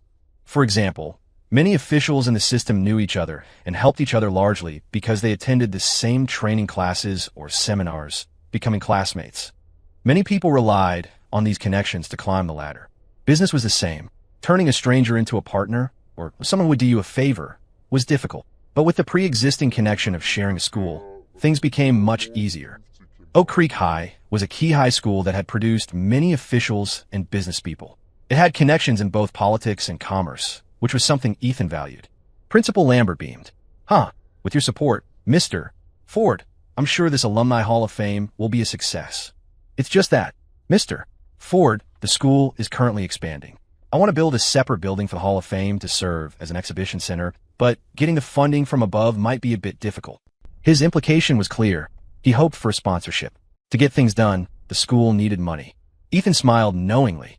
I see. Since you're doing this for the school, principal, and as a student of Oak Creek, I will definitely support it heavily. On behalf of West Ford Group, I can donate $300,000 to the school. This can be used for the expansion, not just for the Hall of Fame building, but also to renovate the main Student Art Center. Let the younger students have a better environment for activities. Everyone present was stunned. What? $300,000? Principal Lambert was dumbfounded. He had originally hoped to pull in maybe $20,000 or $30,000 and then contact other alumni to scrape together $100,000 total. But Ethan opened with $300,000. It scared the wits out of him. Mr. Zane was also stupefied. How could a student just casually toss out hundreds of thousands? Was he that rich? Uriah and Lucas looked at each other, shocked by Ethan's generous hand. Uriah clicked his tongue. Ethan, that's $300,000. Ethan smiled faintly. I know. Is there a problem? $300,000 was a drop in the bucket for Ethan now. He spent more than that just buying a few company cars. Principal Lambert couldn't believe it and asked for confirmation. Mr. Ford, are you serious? You want to donate $300,000 to the school? Ethan nodded.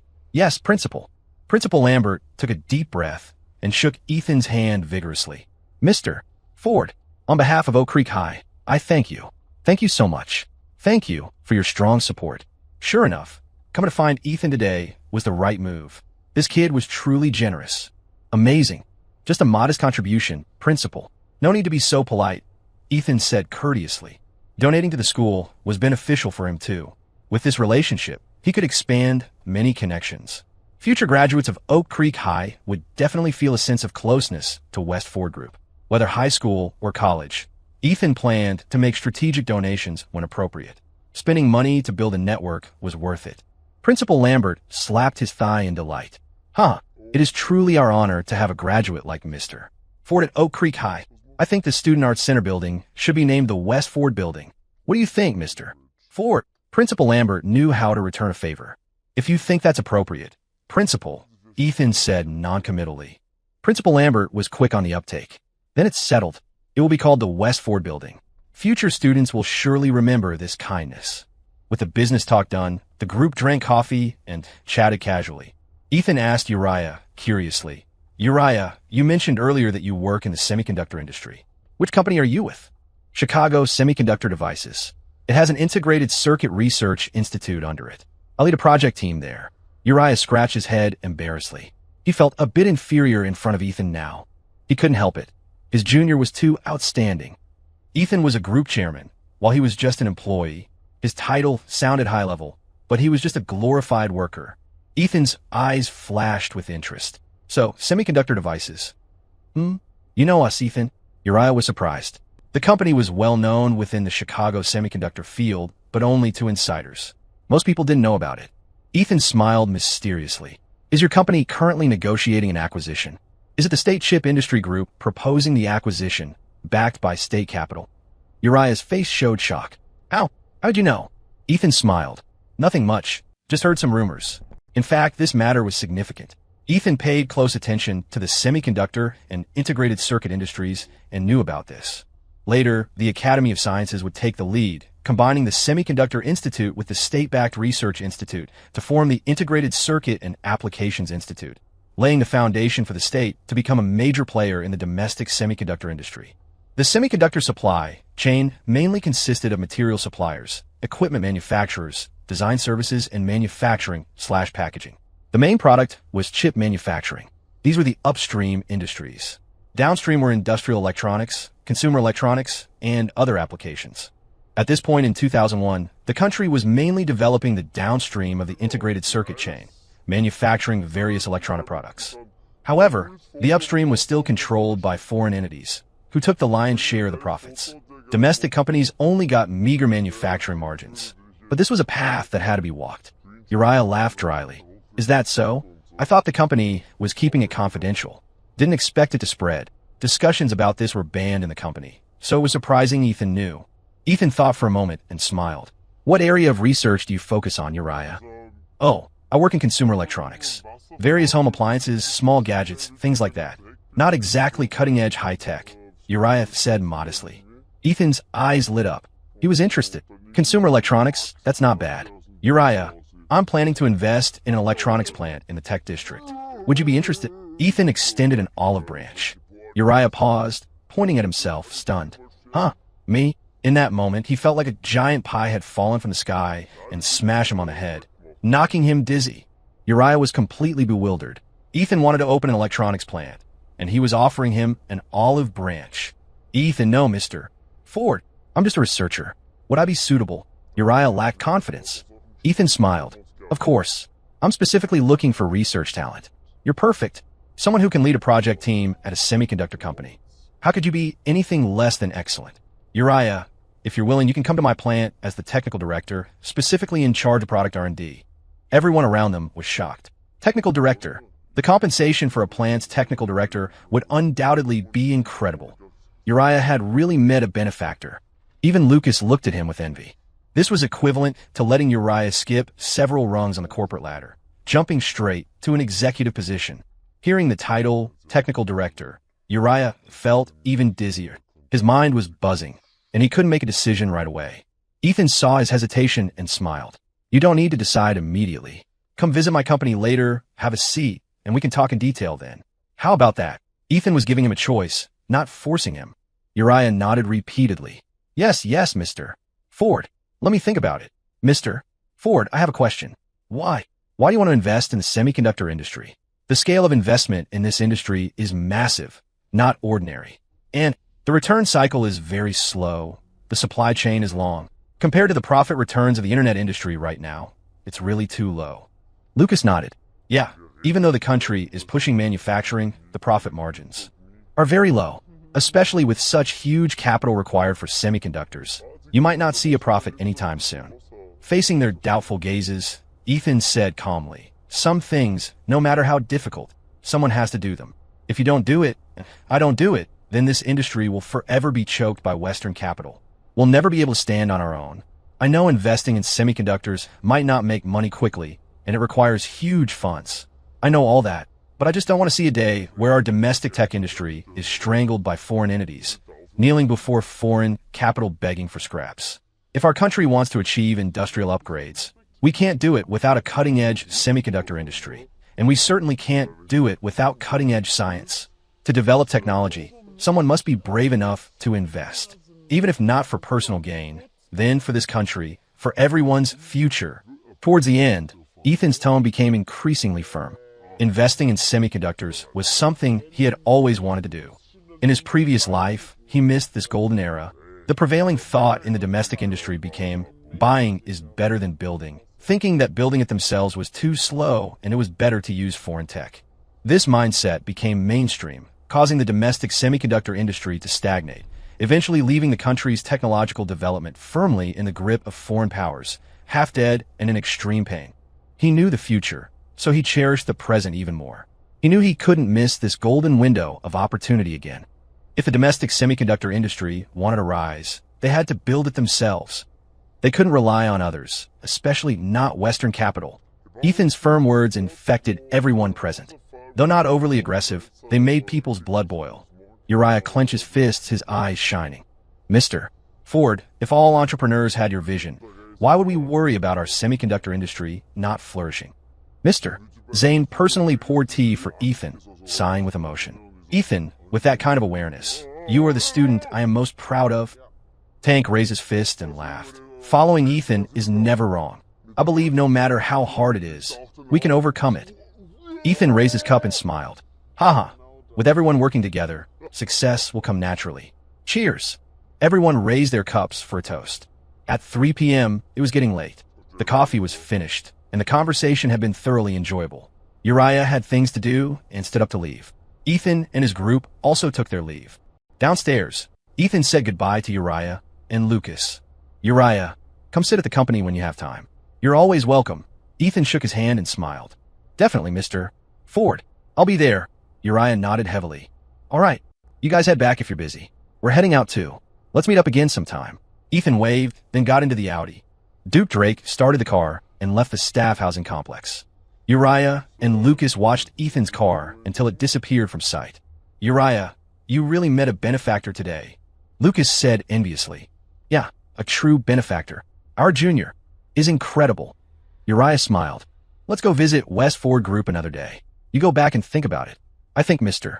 Ford is very sincere. Technical director, how long would it take for most people to reach that position? Lucas patted his shoulder. Uriah smiled bitterly. Honestly, I'm very tempted. But reason tells me I need to think twice before doing anything. I can't be rash, especially for us researchers. How can I decide on a whim? Haha, true. Consider it yourself. Come on, get in the car, Lucas laughed. On the other side, Grace held Ethan's arm and asked, You dummy, what were you guys talking about just now? It got so intense. Why did I feel like they were? Brainwashed by you? Ethan laughed dumbly. What brainwashing skills do I have? We were just talking about work. Men, aside from talking about women, only talk about work. Grace pinched him. You're just a workaholic. But you were really charming just now. A man working seriously, focused on his career, was handsome, wasn't he? She had listened from the side, and although she didn't understand at all, seeing Ethan's spirited appearance was simply too handsome. He exuded a certain charm, an attractive charisma. That was the Ethan she liked. Grace smiled sweetly and pecked him on the cheek. Such a handsome dummy deserves a reward. Ethan whispered with a wicked grin. Then, another reward tonight? Grace blushed and pinched him again. Ow, Grace, you pinched me again. Dummy, who told you to push your luck? Forbidden.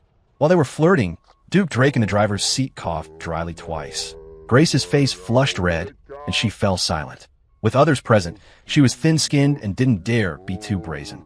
By the way, Ethan, what gift are you planning to buy for Victor's birthday? Ethan rubbed her head and smiled. Don't worry, I've already prepared the birthday gift. You don't need to stress about it. Duke turned the steering wheel, preparing to make a turn, and asked, Boss, are we heading back to the company now? Suddenly, bang, a box truck slammed violently into the right side of the Audi. Bang, a massive crash echoed. The immense force knocked the Audi sedan off the road and onto the sidewalk, where it wedged against the utility pole. Inside the car, Ethan instinctively wrapped his arms tightly around Grace, pulling her into his chest. But the violent impact still tossed them around the cabin. Thankfully, their seat belts held, preventing them from being thrown out. When Ethan regained his senses, Grace was clutching her head, groaning in pain. He let out a breath of relief inwardly. She was alive. Grace, are you okay? Ethan asked with concern. I'm fine. What about you? Are you hurt? Grace anxiously patted his arms and legs, checking if he was missing any parts. I'm fine too. Let's get out and see what happened. Ethan said gravely. In the driver's seat, Duke Drake warily pulled a collapsible batten from the center console, tucked it behind his back, and whispered, Boss, you guys okay? We're good. Let's assess the situation first, Ethan whispered back. He opened the door, noticing the right side was nearly caved in. The box truck's front end was crumpled. This was a serious crash. If he hadn't been wearing a seatbelt in the back, he would be dead or crippled. At that moment, the driver of the box truck got out. It was a middle-aged man with messy hair. Oh man, I am so sorry. I wasn't paying attention, the man said, walking forward with a grin. Ethan noticed he was wearing heavy-duty work gloves. He frowned. Go, Grace. Get into Dan's car. What's wrong? Grace asked, confused. Listen to me. Ethan's voice dropped lower as he pushed her away. Duke also sensed something was wrong. There were no other cars nearby and no pedestrians. This was a perfect ambush spot. Boss, this feels off, Duke whispered. As soon as he spoke, the rear door of the box truck flew open. Young men wearing work gloves jumped out one by one, wielding machetes, bats, and pipes. It's an ambush. Boss, look out, Duke shouted. Fuck, kill that guy Ford. The group of thugs charged aggressively with their weapons. Boss, run. I'll hold him off. Duke extended his baton, his face grim. Ethan grabbed Grace and ran towards Dan Drake's car. Dan arrived just in time, pulled out his baton, and jumped out to help Duke. Tank, you drive them and get out of here. I'm going to help Duke. Done? That's an order. Ethan instructed. Although the Drake brothers were his bodyguards, he treated them like brothers. He couldn't leave them behind to flee alone. Ethan, no. Grace grabbed his hand, her face pale. She knew the situation was extremely dangerous and didn't want to see Ethan in harm's way. Ethan, I'm going with you. Tank shouted anxiously. Fuck, cut the crap. Ethan glared at him and cursed. Tank gritted his teeth, pulled Grace into the car, jumped into the driver's seat, and sped off. He knew leaving the two women there was the most dangerous thing. It could put Grace and Chloe in extreme peril. He understood Ethan's intent and had to follow orders. In those split seconds, Duke and Dan had already engaged the group of thugs. Fighting while retreating, taking on 10 men each, they remained composed. Ethan lifted a trash can from the sidewalk and hurled it at the thugs. Bang! The trash can hit 2 of them, knocking them down and scattering foul-smelling garbage everywhere. The trash can momentarily obstructed the group, giving the Drake brothers a chance to disengage. Duke, Dan, run this way, Ethan shouted, alerting the brothers. Knowing they couldn't fight so many head-on, the Drake brothers turned and sprinted towards Ethan. Fuck! Kill Ford for me, someone in the crowd shouted, chasing after Ethan. Ethan led the Drake brothers in a desperate sprint, with over 20 men chasing them relentlessly. People on the street saw the scene and scattered in fear, daring not to get involved. Ethan knew the nearby tenements well. He led the brothers into the narrow alleys of the old district, where the paths were tight, intersections numerous, and the environment complex, better for escaping. Along the way, Duke knocked over obstacles like drying racks and buckets to hinder the pursuers. Before long, they opened up a gap. Ethan and the brothers turned a corner and ducked into an underground gambling den. Inside the den, Ethan ran straight to the back of the house. There was a rear door leading to another alley. Here, Ethan signaled, and the Drake brothers followed. The 3 exited into another alley. The shouting behind them had faded. They finally let out a heavy sigh of relief. Ethan's legs went soft, and he sat on a doorstep, gasping for air, feeling like his lungs were burning. Duke and Dan had better stamina and weren't as ragged as Ethan. They looked vigilantly up and down the alley. Boss, we were definitely targeted, Dan said grimly. Ethan took 2 deep breaths and said coldly, yeah, they came prepared. Someone wants my life. On the other side, having lost their target, the thugs cursed in rage. A young man in a baseball cap shouted, fuck, the kid got away. Search, dig him out. Wolfie, call from Baz. A blond guy handed over a phone. The cap-wearing youth, Wolfie, took the phone quickly and laughed nervously. Be Baz. Barry Baz, Mitchell's gloomy voice came through. Wolfie, how did it go? Is he dead? Wolfie hesitated, looking grim. He whispered, Be Baz, we had Ford cornered, but that kid is slippery. He got away again. Fuck, what did you say? Got away. Fuck you. How could you let him get away? Baz cursed violently. Wolfie looked terrible, not daring to speak. He had been tailing Ethan for days, waiting for this chance. He didn't expect the car crash to fail to injure or kill him. Normally, anyone in the back seat without a seatbelt would have flown out. Missing the hit was bad enough, but letting him escape? He was going to get chewed out when he got back. Where are you guys now? Baz asked. Baz, we're at the south side, Wolfie whispered. Fuck, get your asses back here now. He ran, so don't just stand there waiting to get arrested. Baz yelled, yes, yes. Wolfie nodded repeatedly. Hanging up, he waved his hand and shouted, brothers, pull back. The 20-plus men scurried out of the alleyways. On the other end of the line, Barry Mitchell smashed his phone onto the ground. Smash! The phone shattered into pieces. Motherfucker. A bunch of useless trash who only know how to chase skirts. Good for nothing, but screwing up real work. Fuck. Baz kicked a chair across the room in anger. In the room, the others didn't dare make a sound, afraid Baz would turn his rage on them. Baz paced back and forth, his face ugly. He had wanted to handle this beautifully to prove his capability to the boss, Ray Young. To prove he could hold the dragon head cane. Now that he botched it, it was truly embarrassing. The door opened, and a young man whispered, Baz, the boss is here. Barry Baz. Mitchell glanced at the others in the room and said viciously, don't talk nonsense later, understand? He didn't want Ray Young to know about this. It was too embarrassing. If Ray found out, a lecture was inevitable. Yes, Baz. The minions shut their mouths. Baz went to the door to welcome him. Ray Young arrived in a wheelchair. Baz, everything okay with the clubs lately? Ray Young coughed twice, looking tired and haggard. Don't worry, boss. No problems at all. Baz smiled. Oh, really? I heard Wolfie wasn't watching the floor today. Ray asked suspiciously. Oh, I sent Wolfie back to Thunder Bay to pick up some goods to sell. Baz replied quickly. Ray said, oh, rubbing his brow. I thought something happened at the club. Lately, I've been feeling uneasy. Baz laughed dryly. Hey, boss, you need a rest. Don't worry, I'll handle everything else. Ray nodded. By the way, arrange some in and get ready. The opportunity is here. He tapped the armrest, his voice turning vicious. This time, it's a chance to take out Victor Vane. Night, West Ford Group. Ethan Ford stood in front of the massive floor-to-ceiling window, smoking a cigarette, his expression grim. Duke Drake opened the door. Boss, Victor is here. Hurried footsteps followed. Ethan, are you okay? Victor the Reaper. Vane walked in quickly, asking in a low voice. Behind Victor was a group of men, including Camel and Big Ed. Ethan turned around and shook his head. I'm Fina. It's just. Grace was a bit shaken. I finally managed to calm her down. Having gone through this, Grace was truly frightened. Even though she was usually bold, facing such a dangerous situation had rattled her. Who did it? Victor asked darkly. Ethan handed him a cigarette and said calmly, Thunder Bay. Police investigation this afternoon said the car was a stolen vehicle from Thunder Bay, but they haven't caught anyone yet. Victor lit the cigarette, standing shoulder to shoulder with Ethan. After a moment of silence, he said, the Thunder Bay crew are like rats. Relying on the police to catch them is hard. Ethan sneered coldly. I'm not counting on the police to catch them. Even if they did, so what? Some things need to be resolved by us. Victor blew a smoke ring. Ethan, say the word. How we do this?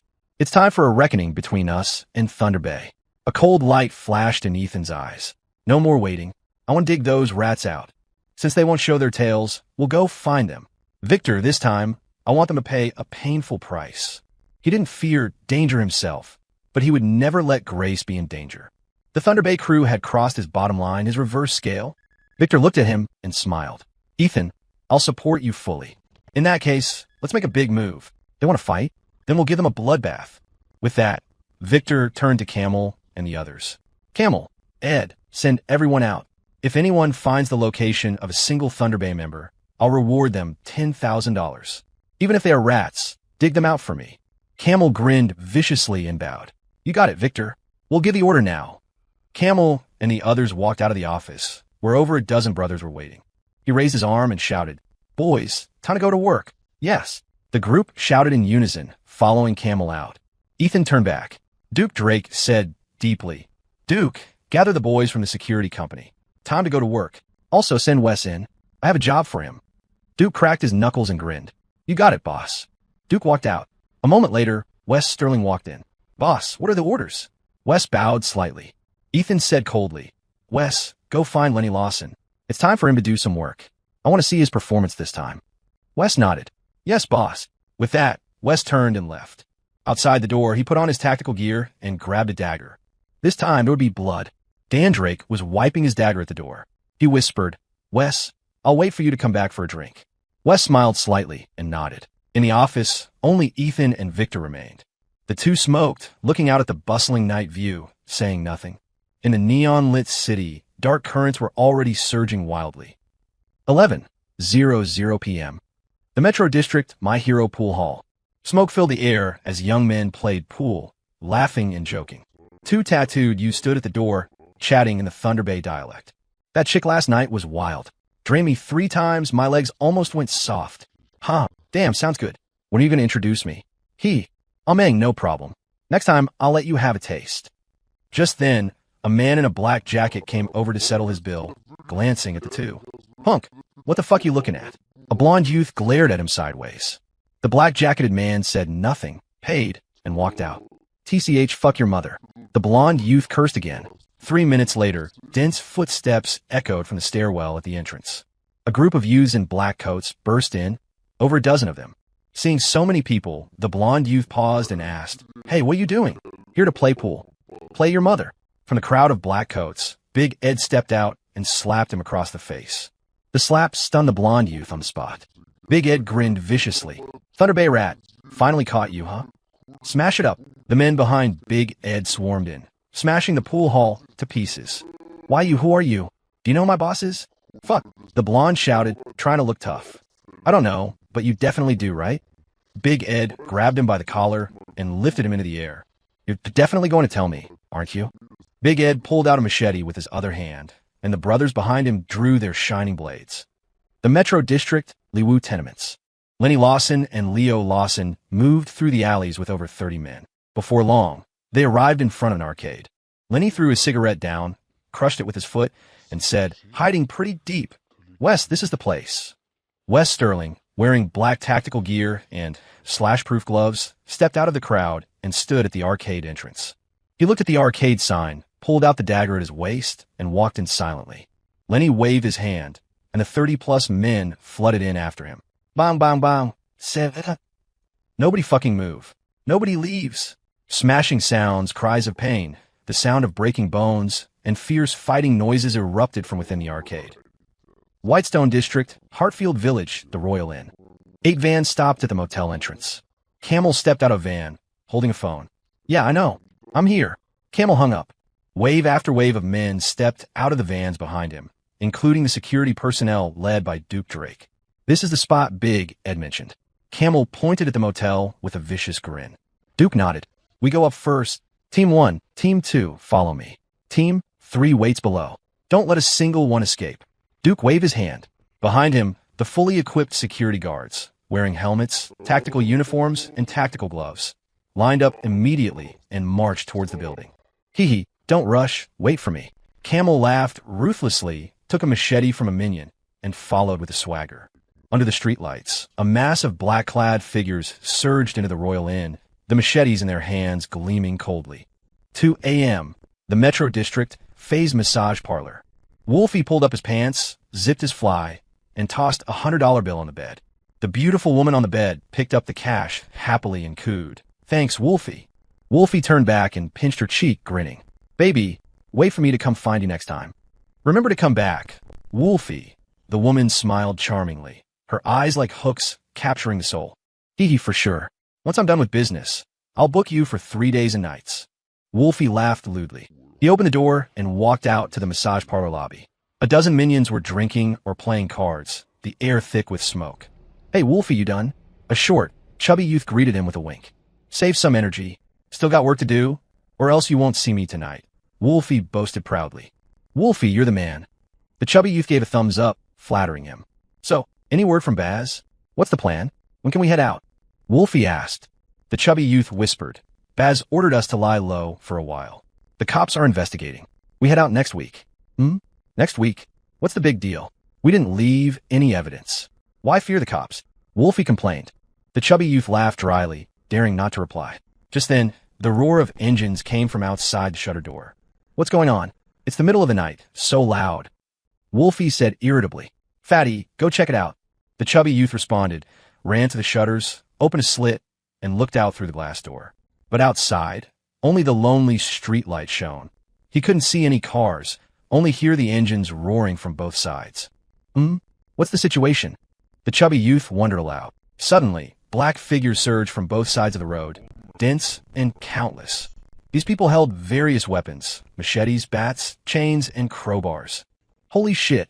The chubby youth turned pale with fright, his legs went soft, and he fell to the ground. Fuck, Fatty, what's wrong with you? Making a fuss over nothing. Did you see a ghost? Wolfie cursed loudly. The chubby youth stammered, WW Wolfie. People, so many people. There are so many people outside. As soon as the words fell, bang, bang, bang. Huge banging sounds accompanied by the shattering of the glass door rang out. The noise startled everyone inside. They jumped up, grabbed their weapons, and went on alert. Snap! The lock on the shutter door was cut. Rattle! The shutter was pulled up, and a mass of black figures gradually appeared before Wolfie and his crew. Holy shit! Seeing the countless people, Wolfie's heart sank. This was bad. The other minions were terrified, their faces losing color, hands and legs trembling. Because the disparity in strength was too vast.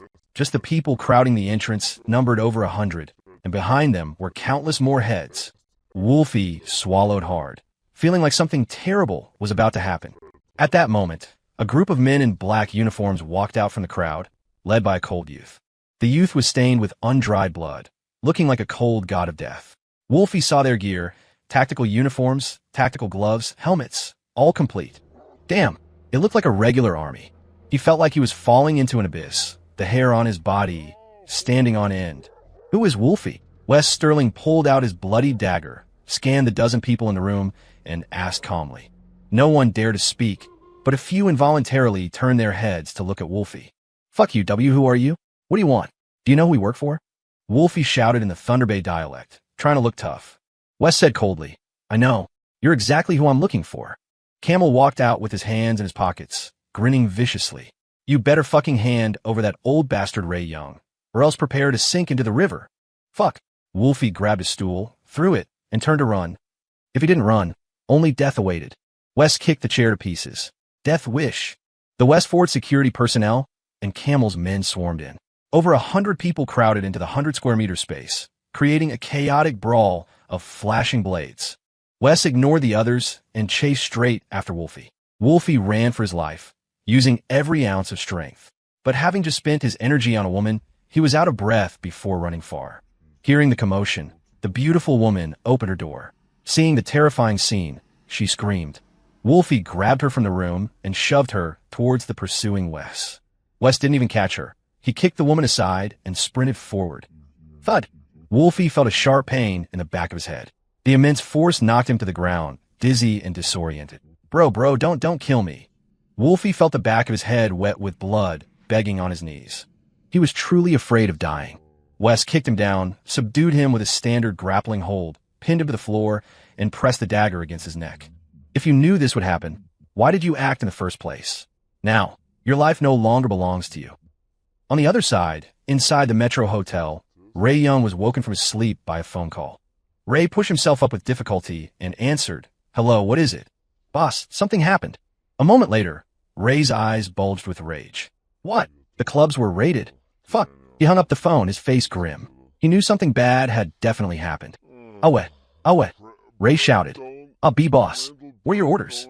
The door opened, and a man walked in. "Notify Baz and the others. We leave now. Fust. Also, tell everyone at the clubs to evacuate. Hurry." Ray raged. For hours later, dawn broke. A ray of golden light pierced the night, falling upon the silent city of Chicago. The whole city seemed to slowly awaken with this golden light. Inside West 4 Group, Ethan and Victor sat in front of the floor-to-ceiling window, drinking coffee. The ashtray on the table was already full of cigarette butts. Ethan turned to look out the window and said calmly, "It should be over." Victor shook his head. "The Thunder Bay crew are rats. It might not end this quickly. At least, there should be some harvest." Ethan finally revealed a smile. Knock, knock, knock. A knock at the door, then Dan Drake opened the office door. "Boss, Wes, Camel, and the others are back." Immediately, Wes, Sterling, Duke Drake, and Camel walked quickly into the office. "Huh, Victor, Mr. Ford, we caught that Wolfie guy." Camel laughed loudly, his black jacket stained with blood. Wes bowed slightly. "Boss, the man is in the parking lot. How should we handle him?" Ethan stood up, walked over, handed cigarettes to the men, and patted Wes on the shoulder. "Thanks for your hard work. Just doing my job." Wes grinned. Ethan smiled. "Leave the man to Camel to handle. He's good at it." No problem. I certainly am." Camel laughed, feeling very happy to be acknowledged. Victor stood up and asked, "What about that old ghost Ray Young? Did you catch him?" Camel shook his head, regretting. "When we got to the Metro Hotel, we didn't see a soul. But from the scene, it looked like they had just run." Ethan said coldly, "Now he's really become a rat. But as long as he's still in Chicago, we'll catch him sooner or later." Noon. Lawson Finance Company. Leo Lawson lay in his boss's chair, eyes closed, resting. After working all night, he was exhausted. The door opened, and Lenny Lawson walked in, grinning triumphantly. "Bro, old dog Zhao just sent us a gift." Old dog Zhao was another loan shark they often did business with, sometimes collaborating, sometimes competing, always looking down on each other. "Sent us a gift?"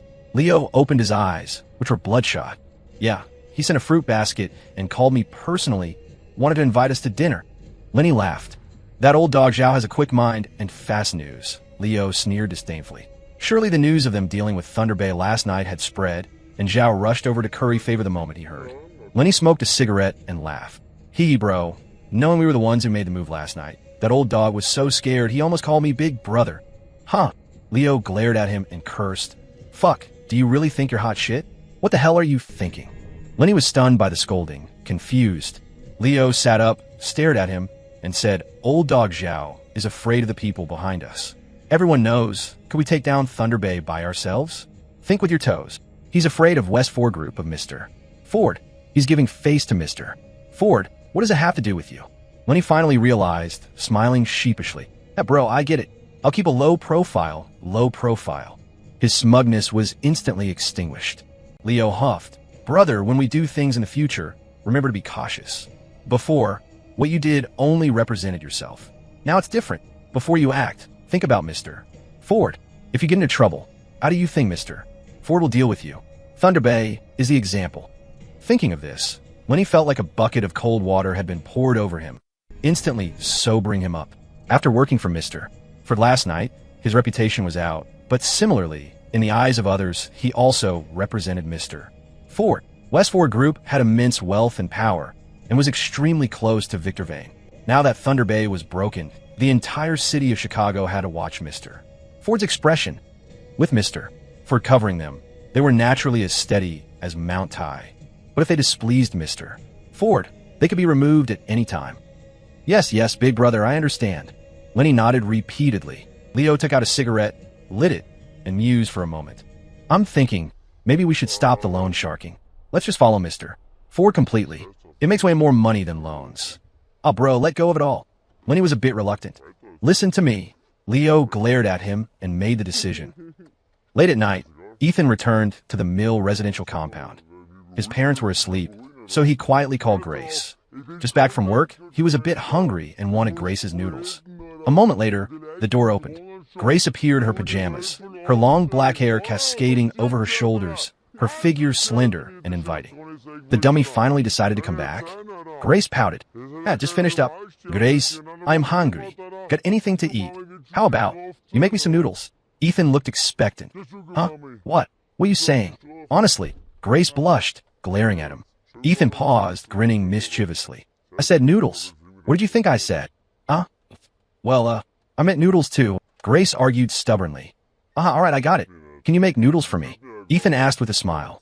Starvey, come in. I'll cook for you. Grace quickly changed her phrasing. Inside, Ethan sat at the dining table, waiting for Grace to cook. Not long after, Grace brought out a steaming bowl of egg noodles and placed it in front of him.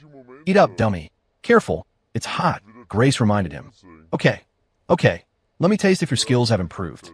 Ethan laughed, picking up a chopstick full of noodles, blowing on them, and slurping them into his mouth. Grace watched him expectantly, waiting for his evaluation. She might not know how to cook many dishes, but when it came to noodles, she felt she was practiced. She had optimized every step. It should be better than before, right? Seeing Ethan tasting carefully without speaking, she felt like a cat was scratching at her heart. Hey, dummy, say something. How is it? She couldn't help but urge. Ethan pinched her nose and laughed. Delicious. Very delicious. You've improved. Really? You're not just humoring me? She asked joyfully. It felt like the first time she had received such high praise after making it so many times. Of course. The texture is just right. Seems you mastered the heat perfectly, Ethan praised. But there's still a tiny bit of room for improvement in the seasoning. Just a tiny bit less salt. Next time I'll make it for you again to demonstrate. She nodded happily. Okay. Ethan asked casually. So, do you like them softer or harder? Grace tapped her chin, thinking. I prefer them harder. Oh, I get it. Ethan drawled, laughing wickedly. Grace seemed to realize the ambiguity in an instant, pinching the soft flesh at his waist, annoyed and shy. Dummy, you're such a big villain. Ethan chuckled. Men aren't bad. Women don't love them, right? But, Grace, your mind works pretty fast. Huh.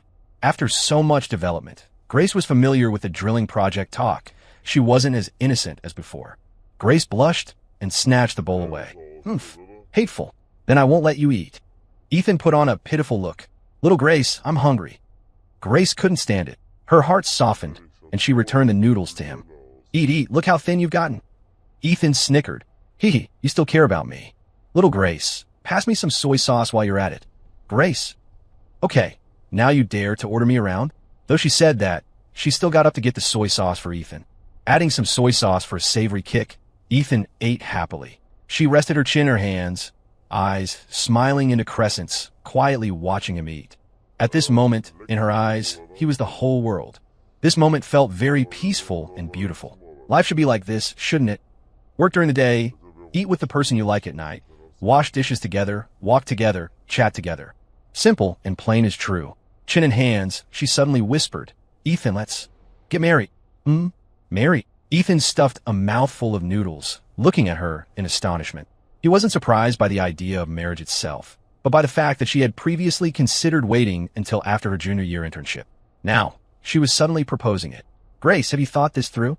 Ethan swallowed the noodles, asking joyfully. Grace nodded seriously. I've thought about it. Actually, getting married earlier is good too, because... She didn't finish the sentence. Ethan asked curiously, because what? Grace moved closer, hugging him and burying her head in his neck. Because I'm afraid of losing you. After the car accident, She felt increasingly uneasy. She didn't say it, but she was more worried than anyone. She feared such events, and even more, she feared something happening to Ethan. Because, I'm afraid you'll leave me, she added. This leave wasn't about the heart, but about the person. Ethan's heart shook, and his nose tingled. Fighting back the tears in his eyes, he gently stroked her hair and whispered, "Is it because of what happened?" "Yeah." Grace nodded. A strong sense of guilt welled up in Ethan. He sighed. "I'm sorry, Grace. I made you worry." Grace sat up straight, beaming a smile. "So, Ethan, let's get married." Ethan rubbed her head and laughed. "Okay, let's get married. Whenever you want." Grace said happily, Then let's do it at the end of this year. That gives us plenty of time to prepare properly." Ethan pulled her into his arms and smiled. "Okay, whenever you say." Grace nuzzled in his arms, trying to find a more comfortable position. Ethan, what's in your pocket? It's poking me. What do you think?" Ethan, you big pervert." "Oh, Grace, you pinched me again. You started it." Didn't you say you were a gentleman who stays calm?" "Did I? What did I say that? I absolutely never said that." "Ethan, your skin is thicker than a city wall. Ahaha, don't tickle me." While the two were playing around at the dining table, footsteps approached. "Ethan, Grace, what are you doing?" Lily Miller looked at the two in shock. At that moment, Ethan's hands were on Grace's waist, and she was pinching Ethan's nostrils. They froze in that position. For days later, evening, Victor Vane's home. "Pop, happy birthday, Victor." Confetti rained down as everyone applauded and cheered. Amidst the cheers, Victor the Reaper Vane wore a birthday hat. His son Timmy perched on his shoulders, laughing heartily. "Daddy, I want to blow out the candles too." Timmy looked at his father with big, innocent eyes. "Haha, okay." Victor pinched his cheek affectionately, his eyes full of love. "Ethan, take a picture of us father and son." Ethan nodded and smiled. "Sure, Victor." Vanessa Vane handed a Polaroid camera to Ethan. Ethan stood behind the cake, squatting slightly. "I'll say 3, 2, 1, and you blow the candles together, okay?" "Okay." Victor laughed happily. Through the viewfinder, Ethan saw father and son lean in, take a deep breath, and prepare to blow. 3, 2, 1, go. Click. Victor and his son blew out the candles together, their puckered lips captured in a cute moment. After pressing the shutter, the photo printed out quickly. It started faint, but soon became clear. "Victor, look, you two are perfectly in sync." "Huh, your expression is hilarious." Ethan handed him the photo, teasing. Victor saw the fish lips on both father and son in the photo and laughed, the crow's feet around his eyes crinkling with joy. "This is a good one. I'll frame it later. Something to look at when I'm old, ha." Victor laughed loudly. "Bro, it's your birthday. What's with the talk of getting old? You're forever young." Valerie Vane rolled her eyes at him. "I'm 38 this year. You think your brother is still as young as Henry?" Victor laughed. Henry Payne held Valerie's hand next to him, scratching his head shyly. "Victor, happy birthday." Victor teased. "Silly boy. Change how you address me soon." Ethan nudged Henry's arm and laughed. "Henry, are you dense? Hurry up and call him brother-in-law." All right. Happy birthday, brother-in-law." Henry realized and shouted. Ooh, the room erupted in hooting. Valerie blushed, but hugged Henry's arm openly. Vanessa thoughtfully handed Victor a plastic knife to cut the cake, speaking gently. "All right, hurry up and cut your cake." Looking at his gentle and virtuous wife, Victor grinned foolishly and took the knife. "Okay, thanks for cooking so much today, wifey. It's your birthday." "No trouble at all," Vanessa smiled. Victor felt warm inside. For so many years, Vanessa had silently given everything for the family. Her gentle nature, never asking for anything, living frugally, and taking good care of the home. She was his harbor after a weary day. In this life, he felt he owed her. "When I'm less busy, I'll take you on a trip. Maybe to Florida or Hawaii." Victor smiled. Okay, let's talk when you're not busy," Vanessa laughed, covering her mouth. Victor smiled, then held Timmy's hand to cut the cake together, distributing pieces to the elders first. When it was Ethan's turn, Victor cut a large piece, put on a plate, and instructed Timmy. "Son, give the cake to your Uncle Ethan. He spoils you the most and buys you the best toys. You remember to be good to him." Timmy nodded, took the cake, and trotted over to Ethan. "Uncle Ethan, eat cake." Thanks, Timmy is such a good boy." Ethan took the cake and patted his head. Victor held his own cake and signaled Ethan with his eyes to go to the balcony. The two stood on the balcony, eating cake in big bites. "Ethan, you said a couple of days ago you plan to get married this year? End of the year? Is it for real first?" Victor asked with a smile. "Truer than true, Victor. Get your red envelope ready. Ethan teased. Victor glared. My envelope has been ready for ages. A big fat one, just waiting for your wedding banquet. Would my envelope be anything less than spectacular? Ethan snickered. Hey, as long as it's ready. Wait for my notice. Victor glanced inside the room, put down his cake, put his arm around Ethan's shoulder, and whispered, Ethan, while you're not married yet, tonight I'm taking you to a good place. What good place? Ethan asked curiously. Victor smiled mysteriously, raising an eyebrow. You'll know when we get there tonight. Absolutely fun, absolutely happy. Nightfall. The entrance to the Grand Oasis Club. 2 golden pillars stood tall, luxurious, and imposing, like a palace. A young man in a suit and dress pants squatted in a corner near the main gate, sneaking a cigarette. The only relaxation in his shift. Packy, are you slacking off again? A middle-aged man walked up behind him, hand behind his back, face stern. Paul Packy Bennett turned around to see his direct supervisor, the security chief, Lyle. He quickly stood up, pulled another pack of cigarettes, Parliament, from his pocket, and offered one. He piled on a smile. Chief Lyle, come, have a Parliament. My legs were numb from standing, just stretching them out. Seeing the Parliaments, Lyle's stern face relaxed. He took it and said, all right, standing guard is tough, but once you've rested, get back to your post immediately, understand? Packy grinned. Yes, I absolutely obey the chief's orders. Lyle finally smiled. You kid, you've got a smooth mouth. 1 cigarette and 1 sentence had made the boss comfortable. Come on, Chief. Not many guests right now. Let's have a smoke first. Packy hadn't finished his own cigarette and wanted to rest more, so he took out his lighter and lit Lyle's cigarette. Lyle enjoyed being flattered, so he naturally accepted the light, adding, Parliaments are good smokes. Packy, you know how to enjoy life. Packy dared not smoke such expensive cigarettes himself. He bought them just a handout. He gave away at least 2 packs a month. Though it hurt his wallet, it helped him thrive in the security department, building good relations with colleagues and superiors. Oh, it's thanks to you looking out for me, Chief. If not for you, I wouldn't have transferred to this new venue to earn more cash, Packy flattered. By the way, this place is so luxurious. Must have cost a lot, right? Lyle smiled. Over $1.5 million. This is the biggest venue Victor has opened. Holy shit, Victor is amazing. Too awesome, Packy said with immense admiration. Lyle patted his shoulder and laughed. What did you expect? Victor is the emperor of the Chicago Underground. Who dares to provoke him? Following Victor, you can't go wrong. As they smoked, a convoy of black sedans approached from the distance. Over a dozen cars, including Toyotas, Audis, and Hondas.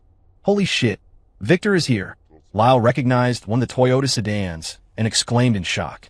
He quickly threw down his cigarette, pulling Packy back to the main gate to welcome them.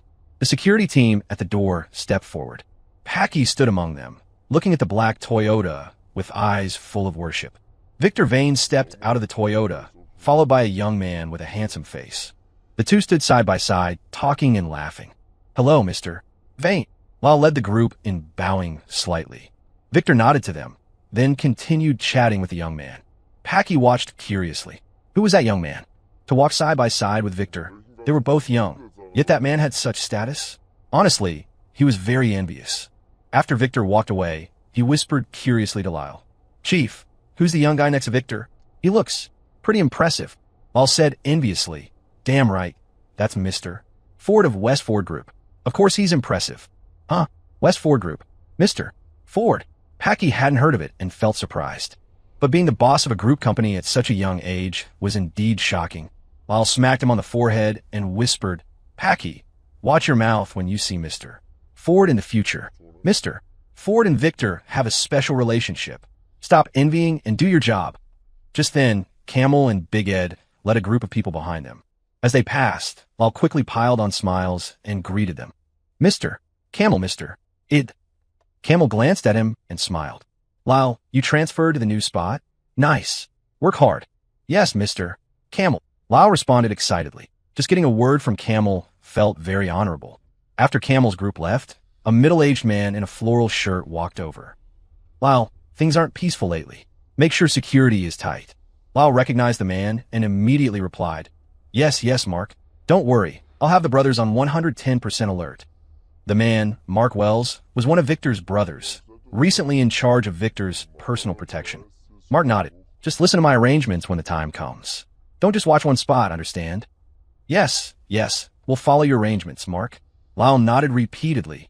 Mark nodded, then turned and entered the Grand Oasis. Inside the Grand Oasis Club, it was resplendent and extremely luxurious, with 7 floors total, featuring baths, saunas, massages, and entertainment facilities. At this moment, in the luxury bath area on the 7th floor, Victor, Ethan, and Henry Payne were soaking in the pool. Hee hee, Ethan, what do you think? Nice place, right? Victor laughed proudly. It is indeed a nice place. Ethan twitched his lips as he watched female servers in short skirts walking around the pool area. He had to admit, Victor had quite the insight into the entertainment business. Just this aspect had the male psyche pinned down perfectly. Female servers in a male bath area. Usually only found in sleazy joints, but here, in a non-sleazy place, it was even more effective. I spent over $1.5 million to set this place up. It's the biggest bath center in Chicago. Do you think I can earn it back? Victor tested Ethan. A business you have your eye on, Victor? How can not make money? With this scale, making it back in 3 years won't be a problem. Ethan smiled lightly. This kind of place was suitable for bringing business clients. Making money would be easy. He had seen it before. Haha, Ethan, you truly have a boss's eye.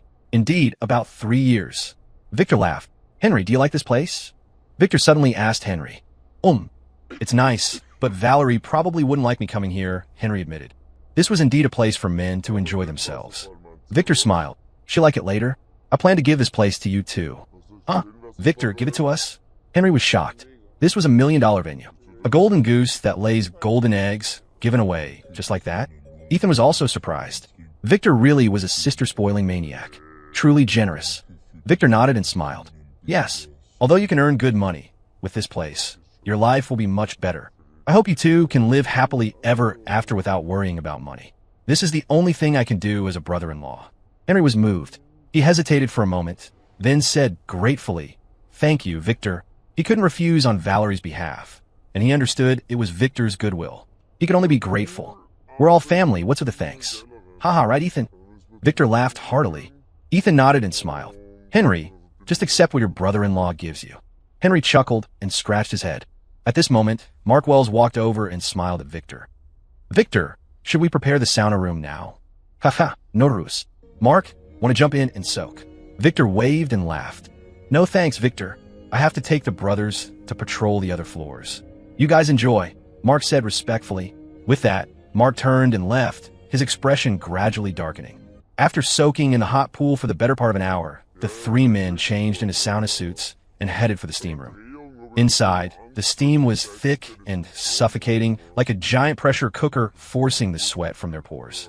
Ethan Ford and Victor, the Reaper, Vane seemed accustomed to the intense heat, finding it relaxing. But Henry Payne was already slumped in his chair, gasping for air. It was his first time, and he wasn't handling it well.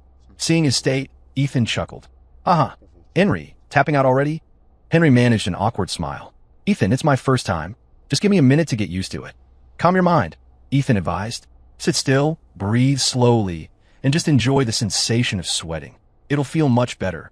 The key to a sauna was not to gasp for air, but to control one's breathing and relax.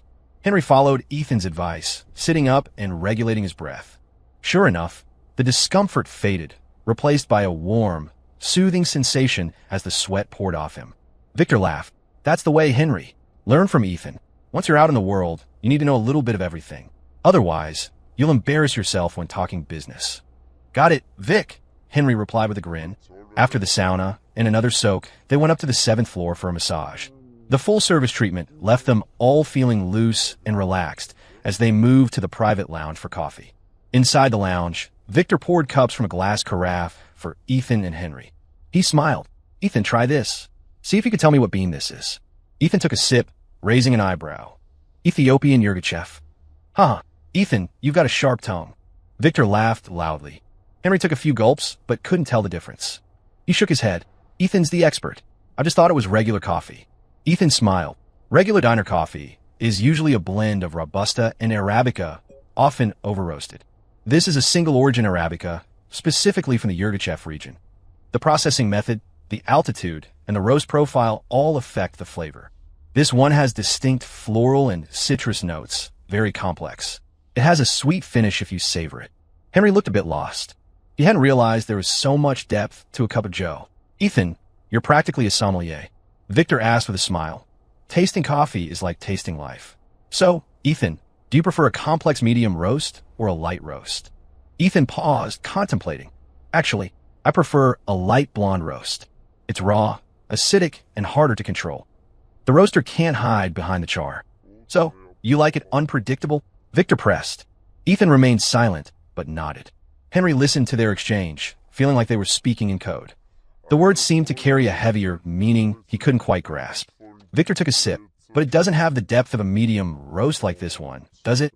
Ethan shook his head and smiled. Depth is good, but sometimes it gets muddy. I'm not a fan of muddy. Victor turned to Henry. Henry, you like this, right? Henry nodded earnestly. It tastes good, but to be honest, it doesn't matter what kind of coffee it is. I can't really tell. As long as it's wet and I'm thirsty, it works for me. Victor and Ethan laughed almost simultaneously. Henry scratched his head, puzzled. What were they laughing at? Was his answer that funny? He didn't think so. Henry fits the bill, Ethan said, still smiling. Victor nodded. Yeah, he fits. Henry was even more confused. What kind of riddles were they speaking? Suddenly, Victor's phone rang.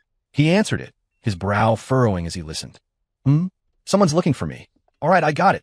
Wait there. Victor hung up and stood. Old Mark says a friend is downstairs looking for me. I'll go see what it's about. You guys sit tight. I'll be right back. Sure thing, Vic. Go handle your business, Ethan said. Victor opened the door and left the lounge. Henry leaned in toward Ethan. Ethan, what were you guys laughing about earlier? Ethan grinned. Figure it out yourself. Meanwhile, Victor Vane took the elevator down to the lobby. The lobby was empty, eerily quiet. Mark, Victor called out, standing in the center of the hall. There was no answer. Just as suspicion began to rise, a chaotic heavy footsteps erupted from all directions. Bang! Someone kicked open the fire exit doors behind him. Victor spun around. A group of young men in black jackets, red ribbons tied around their wrists, were marching toward him fast. And they were all holding gleaming steel, machetes, and pipes. Fuck! Victor Vane, today is your funeral. One of the thugs, a buzz-cut youth, screamed viciously. Victor's heart sank. He scanned the room. People were pouring out from every exit. They were all Thunder Bay crew. Ray Young's men. Damn it, it's an ambush. Where were his security guys? How did Ray's people get in? Countless questions flashed through his mind, but reality didn't allow him time to think. The mob was closing in. Fuck. $1 million to the man who kills Victor Vane. The buzz-cut thug raised his weapon and shouted. The crowd behind him, like wolves scenting blood, went into a frenzy, their eyes locked on Victor. But Victor didn't flinch. Facing nearly 100 enemies, his expression remained stony. You want my life? Come and take it. As the words left his mouth, Victor narrowed his eyes and charged. He closed the distance in 3 strides, landing a devastating punch on the lead thug, then snatched the machete from the guy's grip. Get him! Kill him! The buzz-cut thug roared, swinging his blade. The mob swarmed. Victor withstood the rain of blows, swinging his weapon with wide, brutal arcs, literally carving a bloody path through the crowd. But at the same time, his body was accumulating cuts. Blood was soaking his shirt. Crunch! Victor brought his blade down, lodging it in the thug's shoulder. With a roar, he severed the man's arm. Blood sprayed, dyeing Victor red, making him look like a demon straight out of hell. The sight was so shocking that for a moment, the Thunder Bay goons froze. Victor was covered in countless wounds, yet he seemed to feel no pain. His face was cold, hard iron. He grabbed a fresh machete from the floor and pointed it at the crowd. Come on, come get some. His voice was dripping with icy, murderous intent. The Thunder Bay crowd hesitated, intimidated by Victor's sheer ferocity. Fear crept into their eyes. Was this guy even human? How was he still standing? At that moment, a familiar figure stepped out from the crowd. It was Barry Baz Mitchell. Baz stared coldly at Victor. Victor, today is your birthday, and it's also your death day. $2 million for his head. Under the heavy reward, courage returned to the mob. Motivated by greed, the group raised their weapons and charged again. Victor knew that if he stayed surrounded here, he was finished. He turned and sprinted toward the elevator bank. The hallway was narrow, flanked by large stone statues, only allowing a few men abreast. As he ran, Victor toppled the statues, crushing the legs of the front pursuers and creating a barricade that momentarily jammed the hallway. He reached the elevator and saw it was descending, arriving at the first floor. A smile of relief touched his lips. If he could get on the elevator, he might have a chance. But when the doors opened, Victor's smile froze. Inside the elevator stood a dozen Thunder Bay thugs, holding iron bars and machetes. They looked at him with sneering grins. Victor looked at the massive mob behind him, then at the dozen men in the elevator. Fuck. With a curse, he raised his blade and charged into the elevator. The elevator doors slowly slid shut. Inside the cramped metal box, steel flashed and blood sprayed. The elevator jerked as it began to ascend. Victor Vane bit down on his teeth, swinging his machete mechanically. He had forgotten pain, forgotten reason. He was fighting on pure animal instinct. He was covered in cuts, a man made of blood. In the chaos, a thug stabbed him twice in the stomach. Victor grabbed the guy by the hair with one hand and slashed his throat with the other. Arterial spray painted the walls. In this rain of blood, everyone lost their minds. Fear vanished, replaced by a red haze as they hacked and stabbed at Victor one after another. Victor's eyes were cold ice. He grabbed one of the thugs, using the body as a human shield, blocking blows as he chopped down anyone within reach. The elevator stopped. Ding! The doors to the 7th floor slowly opened, revealing a scene from purgatory. Blood and limbs were everywhere. A dozen men lay in pools of crimson that began to trickle out into the hallway. In the corner of the elevator, Victor sat atop a pile of bodies, leaning against the wall. He was gasping for air, his breath rattling like a broken exhaust fan. Huh. He struggled to stand, stepping over the mountain of corpses to exit, but he collapsed at the threshold. Beep, beep, beep. The elevator doors couldn't close, triggering the obstruction alarm. Beak. Through the haze, Victor heard Henry Payne's voice. Henry, face pale with horror, rushed over and lifted him from the floor. Thunder Bay. Hide. You guys hide. Victor rasped weakly. Vic, you're gonna be okay. You're okay. I'll get you to a hospital. It's okay, it's okay, it's okay. Henry's mind had snapped. He kept repeating, it's okay, while frantically trying to apply pressure to the gaping wounds in Victor's abdomen. Fuck, calm down. Victor headbutted him gently. The shock snapped Henry back to reality. He scooped Victor up and ran toward the private lounge. Bang! The lounge door flew open. Ethan turned to look and froze. Henry was carrying a blood-soaked Victor. What happened? Thunder Bay's crew is here, Henry shouted as he laid Victor on the floor. He immediately jumped up, locked the door, and pushed the heavy tea table and cabinet against it. It was the optimal choice made in a state of extreme clarity. The enemy was outside. Going out was suicide. Call for help. Ethan snapped out of his shock and dialed immediately. Hello, Mr. Ford. Camel answered on the other end. Thunder Bay hit us. Vic is critical. Get here now. 7th floor lounge. Ethan's voice was low and urgent. What? Camel roared, his voice spiking an octave. Fuck. Don't ask. Just get here. Ethan yelled and hung up. He then called 911 and notified Duke Drake and Wes Sterling. When he turned back, Henry had already emptied the drawers, using towels, napkins, and even tablecloth to try and stop the bleeding. But Victor pushed him away weakly. Don't waste the effort. No, Vic, you're fine. You're gonna make it. Just hold on. The ambulance is coming. Don't sleep. Henry mumbled like a madman, wrapping the wounds. His eyes were red, filled with tears. Henry, calm down. Victor placed a bloody hand on Henry's shoulder. Henry froze, stopping his frantic movements. Ethan, help me up. Victor turned his gaze to Ethan. Ethan rushed over. Together, they propped Victor up against the wall. Victor sat there, looking at the two of them, and suddenly smiled. Good. I gotta see you guys one last time. Ethan's eyes reddened, a wave of immense grief crashing over him. Although he and Victor had never formally sworn brotherhood, they were closer than blood. Vic, hang in there. Ethan gritted his teeth. Victor coughed, blood bubbling from his lips, but his expression was calm. I predicted. I knew this day would come. From the moment I stepped into this life, I knew there was no turning back. But, hell, I lived a full life. Ha, cough, ha. He laughed through the blood. His eyes still held that arrogant, unconquerable fire. He grabbed Ethan's hand, breathing heavily.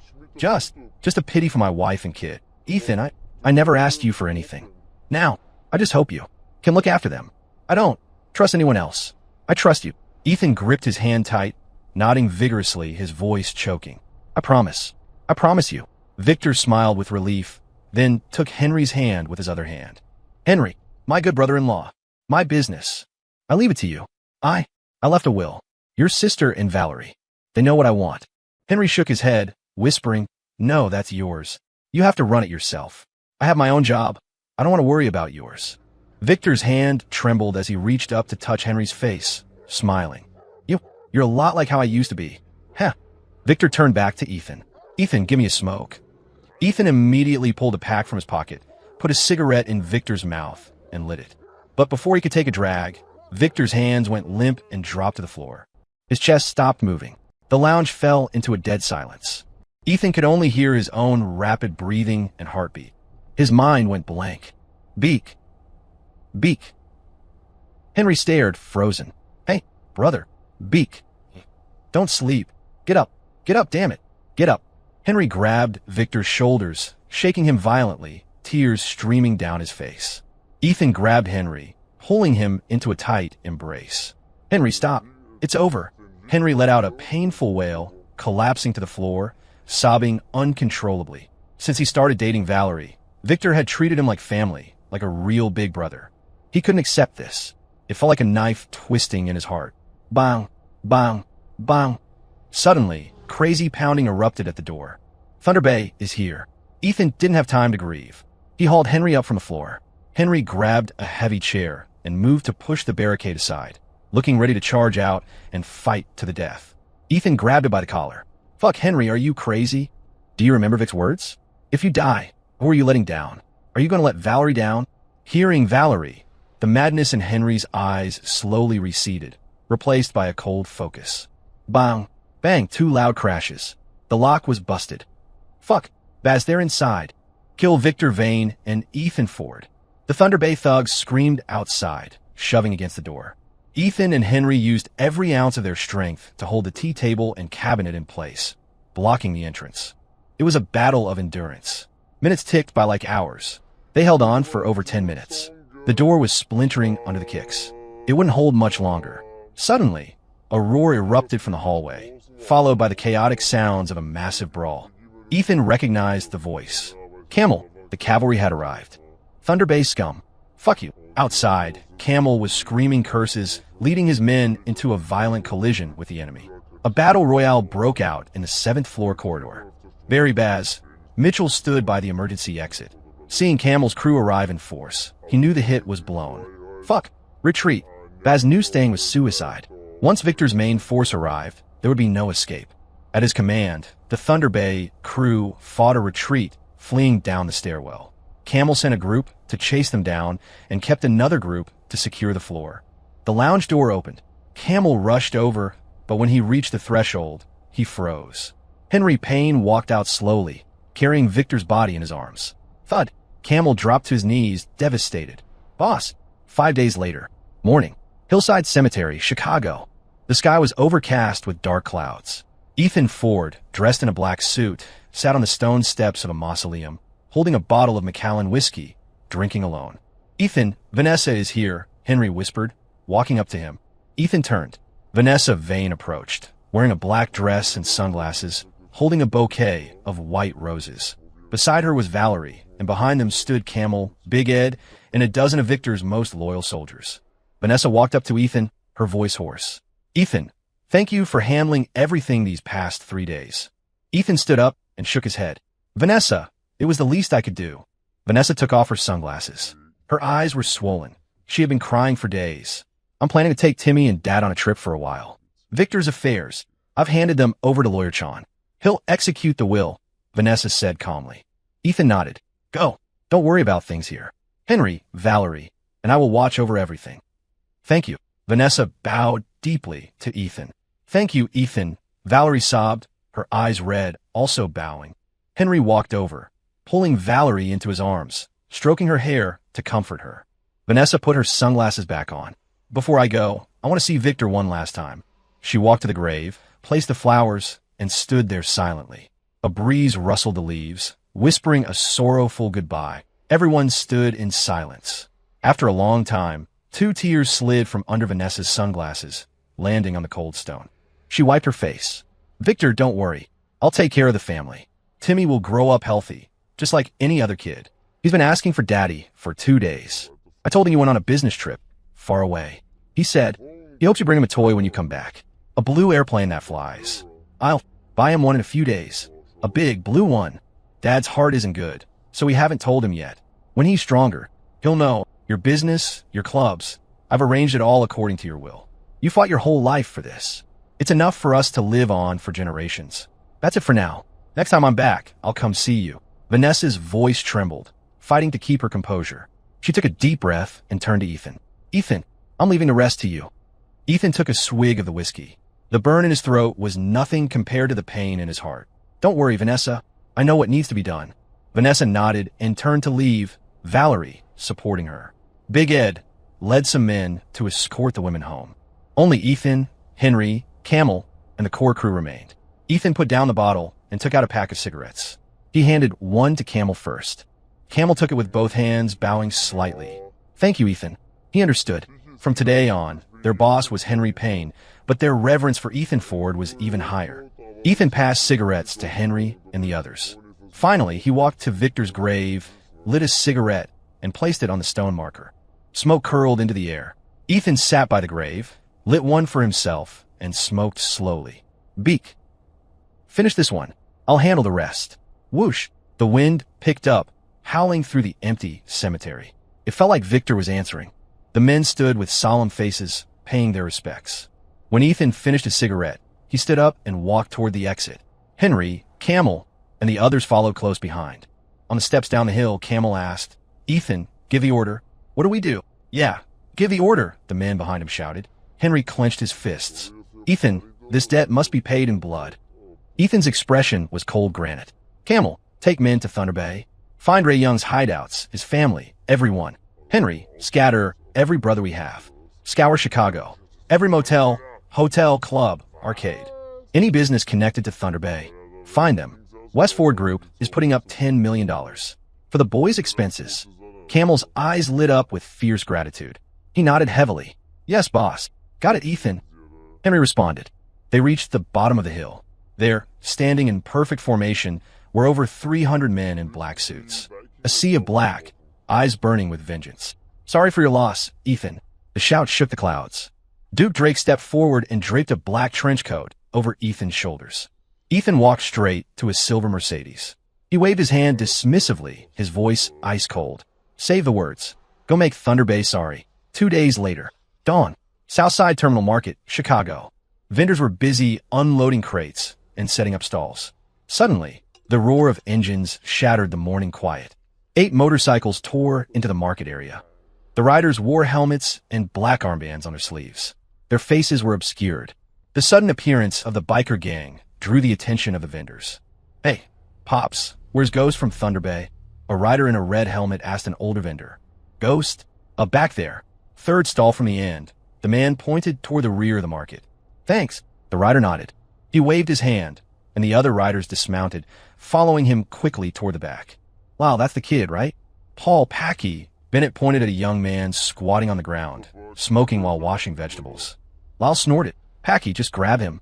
If they're Thunder Bay, if they operate in Chicago, we don't miss a single one. If we don't catch these rats, we can't face the boss. All of Victor's clubs were closed. Every man was out on the street with one purpose. Dig out the Thunder Bay rats and avenge Victor. On it, boss, Packy replied. The group quickened their pace. Ghost heard the footsteps and looked up. Seeing the group, he dropped the vegetables and bolted. Get him, Lyle shouted. The chase caused chaos in the market. Ghost didn't get far before Packy tackled him. Fuck you, running. Packy grabbed him by the collar. Kid, is your boss Barry Mitchell? Ghost was terrified. He nodded frantically. He was just a low-level runner for Bass. Packy slapped him hard across the face, swelling his cheek instantly. Boss, right guy. Packy shouted. Lyle sneered. Take him. 2 goons dragged Ghost away, throwing him onto a bike in plain view of everyone. Lyle's crew rode out of the market, heading toward a rough neighborhood on the outskirts. The streets were empty, but every few minutes, groups of 4 or 5, sometimes 10 motorcycles would roar past. Every rider wore a black armband. Mourning for Victor Vane. Packy watched the scene in shock. Damn, Lyle, are all the brothers out? He had never seen anything like this in Chicago. Lyle grunted. You think Ethan is joking? Right now, there are more men working for Ethan than there are cops in the city. Ethan wants every single Thunder Bay connection in Chicago exposed. Every spot. No exceptions. Let's go. Find a place to open this kid's mouth.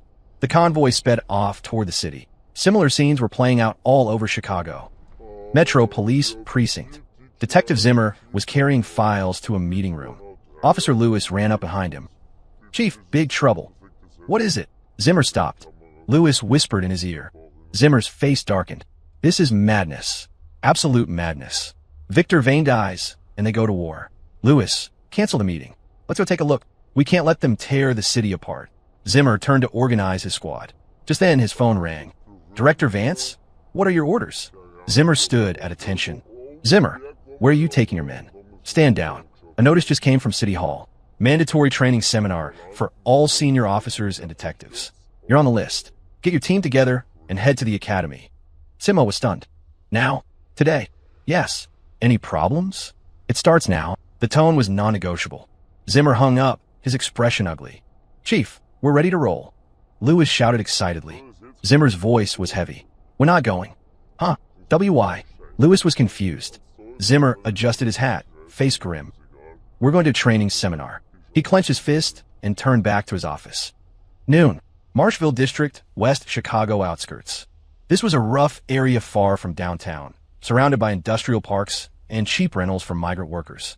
At the end of the main drag stood a 6-story red brick building. Barry Baz, Mitchell stood by a window on the top floor, smoking and watching the street. Damn it, Baz, when can we go back? A blonde thug asked irritably. Fuck, what's the rush? Victor is dead. Next is Ethan Ford. Baz snapped. The others went silent. The door opened, and Ray Young wheeled himself in. Boss. Baz tossed his cigarette and walked over. Ray Young was smiling. Baz, you did good. Huh. Hearing of Victor's death had been the best news of his life. He felt like he could breathe again. Baz grinned. Uh-huh. I learned from the best, boss. That kid Mark Wells was useful. Ray nodded. Use your brain, not just your muscle. Ethan is hunting us right now. Lay low. Once the heat dies down, we take Chicago back. Right, boss. This place is safe. Even if Ethan flips the city upside down, he won't look here. Huh.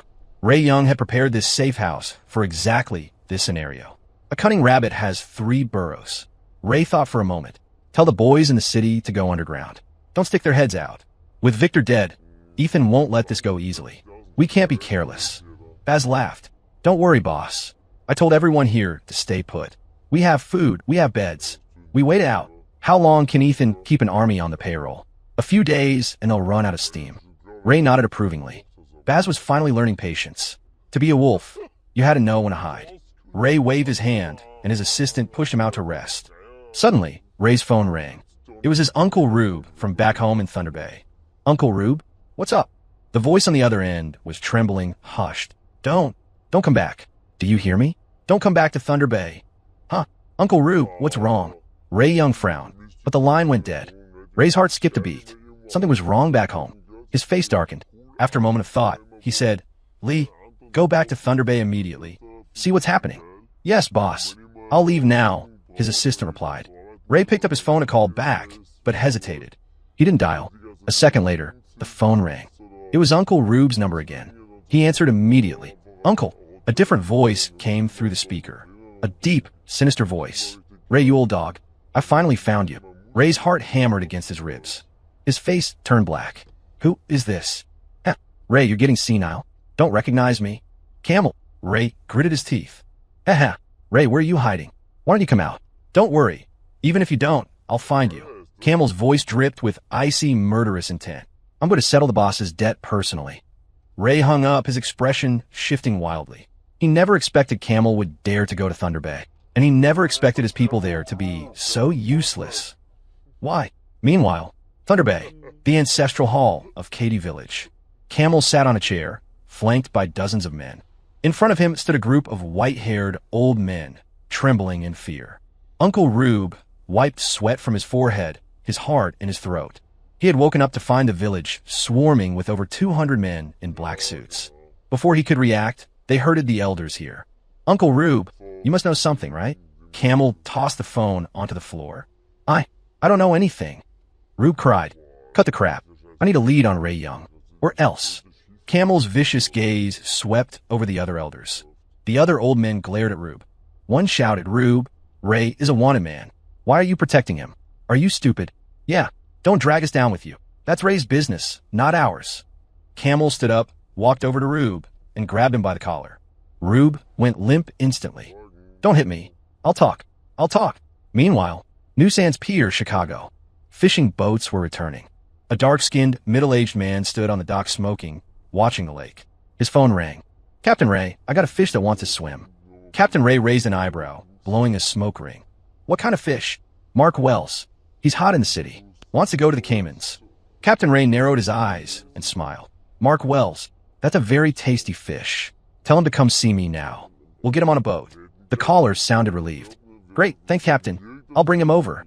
After hanging up, Captain Ray immediately dialed another number. Hey, Duke. It's Ray. Yeah, I got a fish trying to run. I think you'll be interested. A van sped toward the pier. In the passenger seat, Mark Wells wore a baseball cap pulled low, eyes darting nervously. He just wanted to get out of Chicago. He couldn't take the bus or train. Ethan's people were everywhere. He had followed Victor for years. He knew the reach of the organization. Taking the roads was suicide, and he couldn't stay in the country. But he wasn't worried. He had over $1 million in cash on him. He could live like a king anywhere. He took Thunder Bay's money, betrayed Victor, and got him killed. Sure, he was scared, but fear vanished in the face of $1 million. Al, can this boat really get me to the Caymans? Mark asked. Al, the driver, laughed. Relax, Mark. Absolutely. Captain Ray is a pro.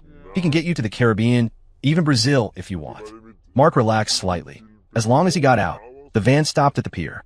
Mark got out, hands in his pockets, looking around. Haha, Captain Ray. Al walked up, offering a cigarette. Captain Ray took it, glancing at Mark. This the fish? Yeah. Please take care of him. Al handed over an envelope. Captain Ray checked it. 20 grand. 10 more than usual. Hey, you know the rules. Ray patted his shoulder. Just hope Captain can look after my brother. Al pleaded with a grin. Ray laughed. No problem. Get him on board. Al nodded happily and waved to Mark. Mark walked over quickly. This is Captain Ray. Captain. Mark greeted him nervously. He was in their hands now. He had to be humble. Ray grinned, showing white teeth. All right, get ready to board. But hand over your phone. Signals can be tracked by the Coast Guard. Mark hesitated, looking at Al. Al-Nadif. Standard procedure. Mark reluctantly handed his phone to Captain Ray. Ray turned it off and gestured. Please, Mr. Wells. Mark looked at the fishing trawler docked at the end of the long pier. He nodded, shouldered his bag, and started walking. It was a long concrete path with water on both sides. The boat sat at the end like a beast with its mouth open. Halfway there, Mark felt a chill. He stopped and looked back. Captain Ray was standing there alone. Al was gone. Huh. A sense of dread washed over him. He spun around to look at the boat. His face went pale. Walking down the gangplank was a squad of men in black tactical gear, helmets, and gloves. They held weapons that gleamed coldly in the setting sun. Mark was terrified. Trap. He stumbled backward, turning to run back to the dock. But when he turned, he saw another wall of black uniforms blocking the exit. Dozens of them. His face turned ashen. He had fallen into the abyss. No escape. From the group behind him, a man with a buzz cut stepped forward. Mark recognized him. It was Wes Sterling, Ethan's head of security. Wes cracked his knuckles, staring at him indifferently. Where are you going, traitor? Mark's legs gave out, and he collapsed onto the concrete in despair. 10:00 p.m. Marshville. In the safe house, Ray Young and Baz Mitchell were eating a late dinner. Ray had no appetite. He stared at the phone on the table, waiting for news. Boss, not hungry? Baz asked. Can't eat. Mine's racing. You eat, Ray muttered. Baz knew he was worried. Boss, relax. Even if Camel went to Thunder Bay, what can he do? Those old geezers don't know where we are. Ray looked at him. Baz, are you sure you collected everyone's phones? He was terrified someone would slip up and call home, leaking their location. Baz gave an awkward laugh. Should be fine. I told him. No calls out. Should be. Ray felt uneasy. Baz gave a vague answer. What about Mark Wells? Where is he? Ray asked. Baz checked the time. Yeah, that weasel is probably halfway to the Caribbean by now. Don't worry, boss. He took the money. He betrayed Victor. He wanted to run. He doesn't know where we are anyway. Ray stood up, pacing the room in his wheelchair, agitated. Tell the boys to stay sharp. If there's any movement from the city, we move to the backup spot immediately, Ray said gravely. Baz shrugged and smiled. All right, boss.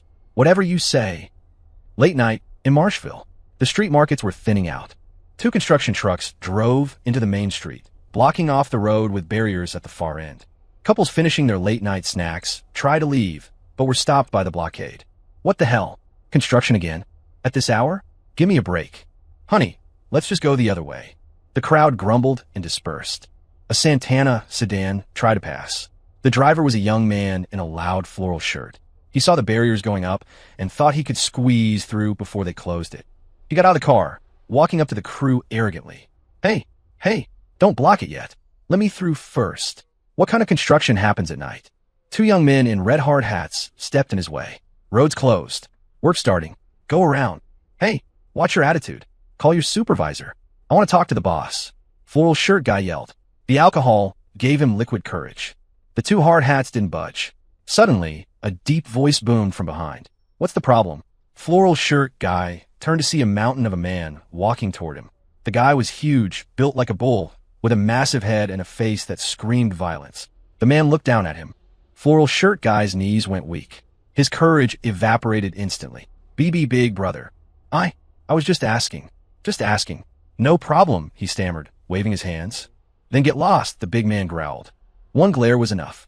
The guy scrambled back to his car, U-turned, and sped off. Holy shit. Who are those guys? He thought, terrified. A young man ran up to the big guy. Big Ed, road is sealed. Big Ed nodded, his eyes cold. Boys, get ready. Time to catch some rats. Don't let a single one slip. At the other end of the street, the road was also blocked. The two trucks had sealed off a 200-meter stretch of Marshville. Inside the safe house, Baz Mitchell finished eating and went to the window to smoke. He opened the window and noticed the street lights were out. Huh, why is it dark? He lit his cigarette, craning his neck. It was pitch black outside. Only the lights from the building were on. Black dog, Baz shouted. A skinny guy ran in. Yeah, Baz. Baz pointed outside. Take two, guys. Check the lights. If they're blown, get someone to fix them tomorrow. Without lights, his lookouts were blind.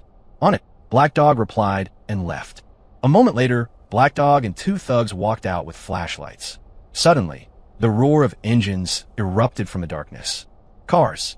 Black Dog shone his light. A bus appeared, then another, and another. 3, 4, 5. Over a dozen buses pulled up on the right side of the road, followed by a convoy of vans and black sedans on the left. It was dizzying. Headlights flooded the street, blindingly bright. The lights cut, and from the vehicles poured a sea of men in black suits. Each wore white labor gloves and carried a machete, pipe, or bat. Looking out, there were at least 500 men. Black Dog froze, his scalp tingling with terror. Holy shit. Fuck. Bad. Run. Go back. His legs turned to jelly. He stumbled, turning to run back to the house. But when he looked back, the other end of the street was also filled with men. Countless heads, a black mass like storm clouds, pressing in. Run. Black Dog screamed, face pale as a ghost, sprinting for the door. The two waves of black-clad men converged on the house. Camel stood at the front. He spit out his cigarette, pulled on his gloves, and hefted a machete. Fuck. Finally found the rats. Beside him stood Wes Sterling. Wes silently adjusted his tactical gloves and put on a white helmet. All right, time to work. Camel's face was grim. Yeah, time to pay the debt. Smash it. The crowd parted. An SUV revved its engine and accelerated, slamming straight into the front gate of the house. Crash. The dozen Thunder Bay thugs inside were stunned. What followed scared the soul out of them. Outside, a black tide of men surged forward, engulfing everything. The ground floor of the safe house erupted into chaos. Steel clashed, men screamed, and bones snapped. Camel, machete in hand, strode forward, hacking through anyone foolish enough to stand in his way. Ray Young, Baz, get your asses out here. Camel's eyes were red with rage, locked on the stairs. Suddenly, a thug lunged from the left with a switchblade. Camel raised his left hand to block it raw, but a blur of motion intercepted the attacker. A kick sent the thug flying. Focus on the job, Wes Sterling said indifferently, flipping up his visor. Thanks, Camel grunted. The kicked thug, eyes bloodshot with adrenaline, scrambled up and charged Wes. Wes moved with terrifying agility. He dodged the blade, grabbed the thug by the throat with his left hand, and his right hand, holding a combat knife, moved faster than the eye could see. The surrounding thugs froze in horror. In 1 second, Wes had stabbed him countless times. It was too fast to count. The remaining Thunder Bay goons backed away, terror written on their faces. They were looking at the god of death. Wes dropped the limp body. He wiped his blade. He walked forward. The thugs scrambled backward. No one dared to engage. Their will to fight shattered. They were swallowed by the black tide. Upstairs, Camel led the charge to the second floor. Baz Mitchell, watching from the landing, felt his scalp go numb seeing the army below. Fuck. Block them. Hold them. Baz shoved his underlings forward. The stairs were narrow. Even with superior numbers, Camel was bottlenecked.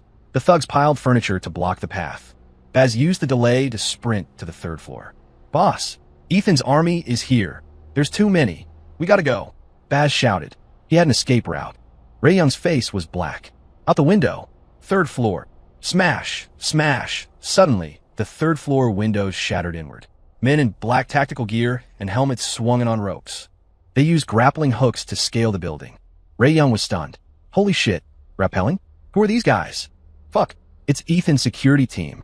Run. Baz screamed. The shout snapped the thugs out of their trance. They grabbed Ray's wheelchair and ran for the back room. Some stayed to fight, but were dropped in seconds by the trained security operators. Baz and the remaining few barricaded themselves in the last room at the end of the hall. Meanwhile, the defenders on the stairs looked back to see security forces coming down from the third floor. Pincered, they collapsed instantly. Camel gave a thumbs up. Damn, you guys are pros. He scanned the room. No white helmet. Wes was gone. He must have gone for Ray. Fuck, get Ray Young. Camel roared, and 200 men surged upward. In the back room, Baz threw down a rope. 3 thugs climbed down to check the escape route through the fields. Quick, lower me down. Ray wheeled himself to the window. Baz hesitated for a split second. Bang! The door shuttered under a massive impact. Baz, what are you doing? Don't leave me. Ray grabbed Baz's leg. Fuck off. Baz kicked Ray away and slid down the rope himself. Crash! The door exploded inward. The black uniforms swarmed in. Don't kill me. Don't kill me. The remaining thugs dropped their weapons and knelt, begging. Ray Young, overturned in his wheelchair, looked at the ceiling with dead eyes. He never thought he would fall like this. And he never thought Baz, the man he raised up, would kick him away to save his own skin. The betrayal hurt more than the fall. It was over. Wes walked into the room, his white helmet speckled with blood. He stared coldly at Ray. Ray Young, Mister, for it said you would pay a heavy price. Ray laughed miserably. I never thought. A lifetime in the game, ending in the hands of a kid. Ethan has guts. Camel rushed in. Seeing Ray, he charged, grabbed him off the floor, and slammed him down again. Fuck you, Ray. You old dog.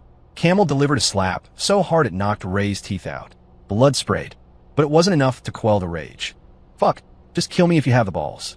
Ray spat blood. Camel smiled cruelly. Kill you? Oh, you're not getting off that easy. Ray felt a chill run down his spine. Commander Sterling, a few runners got away, a security officer reported. Wes sneered. They won't get far. Baz Mitchell hit the ground and was immediately spotted. He took 2 machete slashes to the back, but managed to run with his last 3 guys toward the main road. Pursuers were close behind. They reached the main street. Baz had a motorcycle stashed under a tarp by the roadside. His contingency plan. But ahead, blinding headlights flared. He shielded his eyes. Through the glare, he saw silhouettes and heard the scrape of metal on asphalt. Dead end, asshole. Big Ed grinned, blocking the road. We're done, Baz, a thug cried. Charge back, Baz yelled. The thugs turned to fight. But Baz didn't. He bolted sideways toward the residential buildings. Toward his bike. Fuck. He ripped off the tarp, jammed the key in, and kicked it over. Ecstasy surged through him. I made it. As long as I live, I can come back. He gunned the throttle, aiming straight at Big Ed's blockade. Stop him, Big Ed shouted. Baz accelerated to 60 miles an hour, smashing through a barrier, dodging a truck. Ha! I'm out. He felt the rush of survival. But the next second, a black Santana sedan shot out from a side street at the intersection, directly into his path. BM, a deafening crash. Baz and his bike were launched 30 feet through the air. He slammed into a brick wall, impaled on a jagged water pipe. The force spun his head around 180 degrees. He died instantly, staring at his own back. The Santana skidded to a halt, front end crushed. Inside, Floyd the floral shirt guy stared through the windshield, jaw dropped. I just killed someone. Floyd sat frozen in his car, mind completely blank. He had just finished a rendezvous with his mistress and was heading back to the city. He never expected to run into this in the middle of the night. Holy shit, this is bad luck on a cosmic scale. I'm screwed. I am absolutely screwed. I killed a guy. Will I go to jail? If I run now, is it a hit and run? That's worse. Mom, Dad, I don't want to go to prison. Floyd sat there, panicking, helpless. To run or not to run? Suddenly, the sound of heavy footsteps approached. He turned to look. From the blocked road, a sea of men in black uniforms poured out. Hundreds of them. Whoa, fuck. Floyd almost wet himself. What is happening? Several men ran up to the car. Leading them was the massive guy from earlier, Big Ed. Big Ed looked at Baz Mitchell's corpse pinned to the wall, then at Floyd. He grinned. Kid, you did a good deed. Huh? Floyd was stunned. Come out. Big Ed tapped on the window. Floyd's legs were shaking so bad, he could barely unbuckle his seatbelt. He stumbled out. Don't be scared. Relax. I'm not going to eat you. Here, have a smoke. Big Ed smiled, pulling out a cigarette. Floyd took it with trembling hands. Big Ed patted his shoulder. My friend, thanks to you. Otherwise, I would have lost face tonight. BB big brother. I didn't mean to. I really didn't mean to. Floyd looked ready to cry. I know. Big Ed lit his own cigarette. Here, light up. Don't worry. We'll handle the cleanup. Big Ed lit Floyd's cigarette for him. Floyd didn't dare refuse. He took a drag, face pale. He looked toward the road. More and more men in black were gathering. 700 of them. Many had blood on their clothes. Oh my God, who are these people? From a crowd, a group walked forward. Camel was in the lead. Camel walked straight up to Big Ed and flicked him on the forehead. Fuck, Ed. You almost blew it. Big Ed rubbed his head, grinning sheepishly. Camel, I didn't know the rat was that slippery. Wes Sterling walked up, glanced at Baz's body, and said calmly, Mission accomplished. Camel took out a cigarette, handed one to Wes, and lit his own. He took a deep drag. Boss, debt paid. Boss, this one's for you. Camel pulled out a fresh cigarette, lit it, and placed it upright on the ground facing Baz's corpse. The gesture sent a ripple through the crowd. Hundreds of men straightened up, standing in silent formation. Mourning. Tears welled in Camel's eyes. Thud. He dropped his knees in front of the cigarette and bowed his head to the asphalt. See you in the next life, boss. Big Ed wiped a tear away and patted Camel's shoulder. Camel, let's go. Camel stood up, wiped his face, and waved his hand. Brothers, let's go home. Yes. The shout from hundreds of throats shook Floyd to his core. He stood there, watching the black tide recede into the night. The next day, 5:00 a.m., Chicago East outskirts, desolate riverbank. 3 black Audi sedans sped down the dirt road, kicking up dust, and stopped by the levee. Camel got out of the lead car and lit a cigarette. Bring them out, he signaled. Got it, Camel. A young man in a suit opened the back door and dragged Mark Wells out. Big Ed dragged Ray Young from another car. Ray was paralyzed, slumped on the ground, unable to sit up. His face was swollen, his clothes soaked in blood and filth. Camel, I don't want to die. Please, please. Mark Wells, hands bound, knelt and screamed. Camel looked at him with disgust. You have the face to beg me. He kicked Mark in the face. Fuck, Vic treated you like a brother. Is this how you repay him? Traitor, sold us out for money, huh? Camel rained kicks on him, venting his fury. Mark curled into a ball, wailing. When Camel was done, he pressed his lit cigarette onto Mark's forehead. Mark screamed. Camel walked over to Ray Young and hauled him up by his collar. Ray's face was gray, his eyes filled with despair. He knew his fate. If you're gonna do it, Ray mumbled, broken. Ray, you old dog, your life isn't mine to take. Wait for Ethan, then you'll know how you die. Camel whispered, smiling cruelly. Ethan Ford. Ray froze. The image of the young man filled his mind. Rage and indignation surged in his heart. He had fought Victor for years, only to be destroyed by a kid. Unacceptable. Suddenly, an engine roared. 2 black Mercedes pulled up.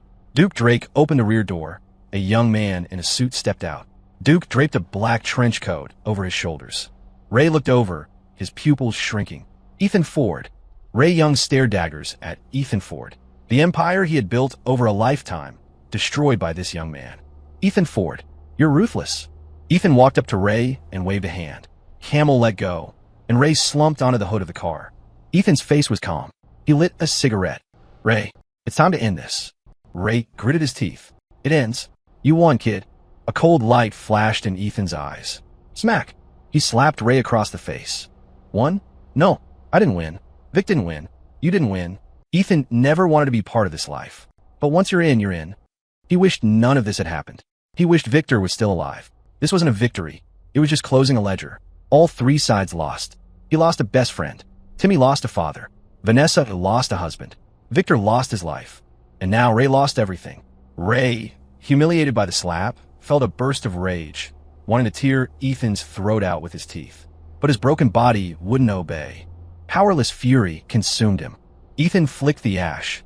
Don't look at me like that. Want revenge?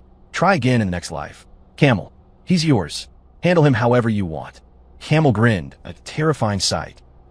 Thanks, Ethan. Ray's face changed. Absolute despair. Falling into Camel's hands. Death would be a mercy. Ethan walked over to Mark Wells and kicked the kneeling traitor over. Mark, you pay for your greed. Those who betray trust never have a good end. Mark scrambled up, kneeling before Ethan. Ethan, boss, I was wrong. I was wrong. Give me another chance. I don't want to die. Ethan. Ethan snorted and kicked him in the face again. You don't want to die? Did Vic want to die? Fuck. You have the nerve to beg me. Get him out of my sight. Ethan kicked him down again. Before Mark could crawl back, Big Ed rushed in and punted him like a football, sending him flying 10 feet. Fuck. Mark, you piece of shit. Big Ed roared. Ethan patted Ed's shoulder. Ed, he's yours. Ethan walked back to the Mercedes, sat in the back seat, and smoked, watching the first light of dawn break over the horizon. The sun was rising. A new day. Ethan blew smoke out the window, reaching out as if to grasp the new sunlight. Outside, screams and the sickening crunch of bones filled the air. Ethan tossed the butt, clenched his fist, and held onto the sunlight. 10 minutes later, 2 heavy splashes echoed from the river. Duke walked over and whispered, Ethan, it's done. Ethan nodded. Let's go. Back to the office. Yes. Duke started the car. The Mercedes convoy drove away. Camel and Big Ed bowed to the departing cars. Thank you, Ethan. Ethan returned to the West Ford Group offices. Inside, he found Wayne, Tank, Turner, and Henry Payne drinking. Henry was flush-faced, 2 empty bottles of Macallan on the table. Ethan's back. Tank shook Henry's shoulder. Henry stood up unsteadily. Ethan smiled wearily. It's done. You guys started without me. Henry's eyes turned red. He poured a glass. Ethan, thank you. Henry handed the glass to him, gratitude pouring off him. Ethan took the glass. All right, Henry, let's drink. It's all in the glass. Tank raised his glass. Yeah, to the glass. The 3 clinked glasses and drained them. Ethan poured another, then poured it onto the floor. For Vic. Hope he can rest now. Henry couldn't hold back the tears anymore. The 3 brothers drank until they passed out on the office sofas, sleeping for a full day and night. When Ethan woke up, his head was splitting his mouth like sandpaper. Water, water, he mumbled, trying to get up. A glass of warm water appeared in front of him. Thanks. Ethan downed in one go. His brain started to reboot. Wait, who gave him the water? He looked up to see a beautiful, familiar face. Grace Miller. Grace had her hands on her hips, tone sarcastic. Oh, finally awake, mister. Ford, if you slept any longer, I was going to call an ambulance. Ethan laughed awkwardly. Grace, you're here? Actually, I didn't drink that much. I swear. Grace glared at him. Swear? I wouldn't believe you if you swore on your life. Didn't drink much? Look at the time. She pointed out the floor-to-ceiling window. It was dark. Ethan slapped his forehead. It's night already. He looked at the clock. 7? Not bad. I didn't sleep that long. Grace pinched his ear. 7? Check the date. You're missing a whole day, genius. If I hadn't asked Duke, I wouldn't have known you were out this long. Ethan pulled out his phone. Holy crap. A full 24 hours. He quickly changed the subject. Hey, Grace, let go. Where are Tank and Henry? Grace let go, rolling her eyes. They went home ages ago. Ethan scratched his head. Oh. Grace sighed, half annoyed, half concerned.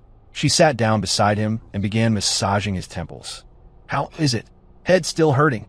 Ethan nodded, laying his head on her lap. Yeah, but your hands are magic. Hurts less already. Grace smiled. Don't get used to it. Just trying to take advantage, aren't you? Ethan looked up, his view obstructed by certain curves. A goofy grin spread across his face. Me? Never. I'm a gentleman. Haha. Ethan, why is your laugh so creepy? No. Just happy. Grace pouted. Hungry? What do you want to eat? Ethan answered instinctively. Melons. Grace. Melons. Pervert. Grace blushed and pinched the soft flesh at his waist. Oof. Ethan was getting bolder. Ouch. What was that for? Ethan laughed, pretending to be in pain. Grace glared at him. Who told you to be so smooth? Ethan sat up, grinning. If we're talking smooth. He leaned in and kissed her. MH. Caught off guard, Grace froze, eyes wide. After a thorough plundering, Ethan finally released her, satisfied. Grace's face was crimson. She shot him a playful look. Ethan, you're bad. Girls love bad boys. Ethan chuckled. All right, Gracie. Let's go. I'll take you to get some real food. Grace scoffed. Taking me? You're just hungry yourself. Same difference. Let's go. Ethan pulled her up. 1 month later, University of Illinois at Chicago, UIC campus. The afternoon sun was gentle. Ethan sat on a bench under a tree, reading a textbook. Tired, he put the book over his face, leaned back, and listened to the birds. Life had been peaceful lately. Classes, food, basketball, sleep. He had taken a break from the chaos, leaving the business to Tank and Henry.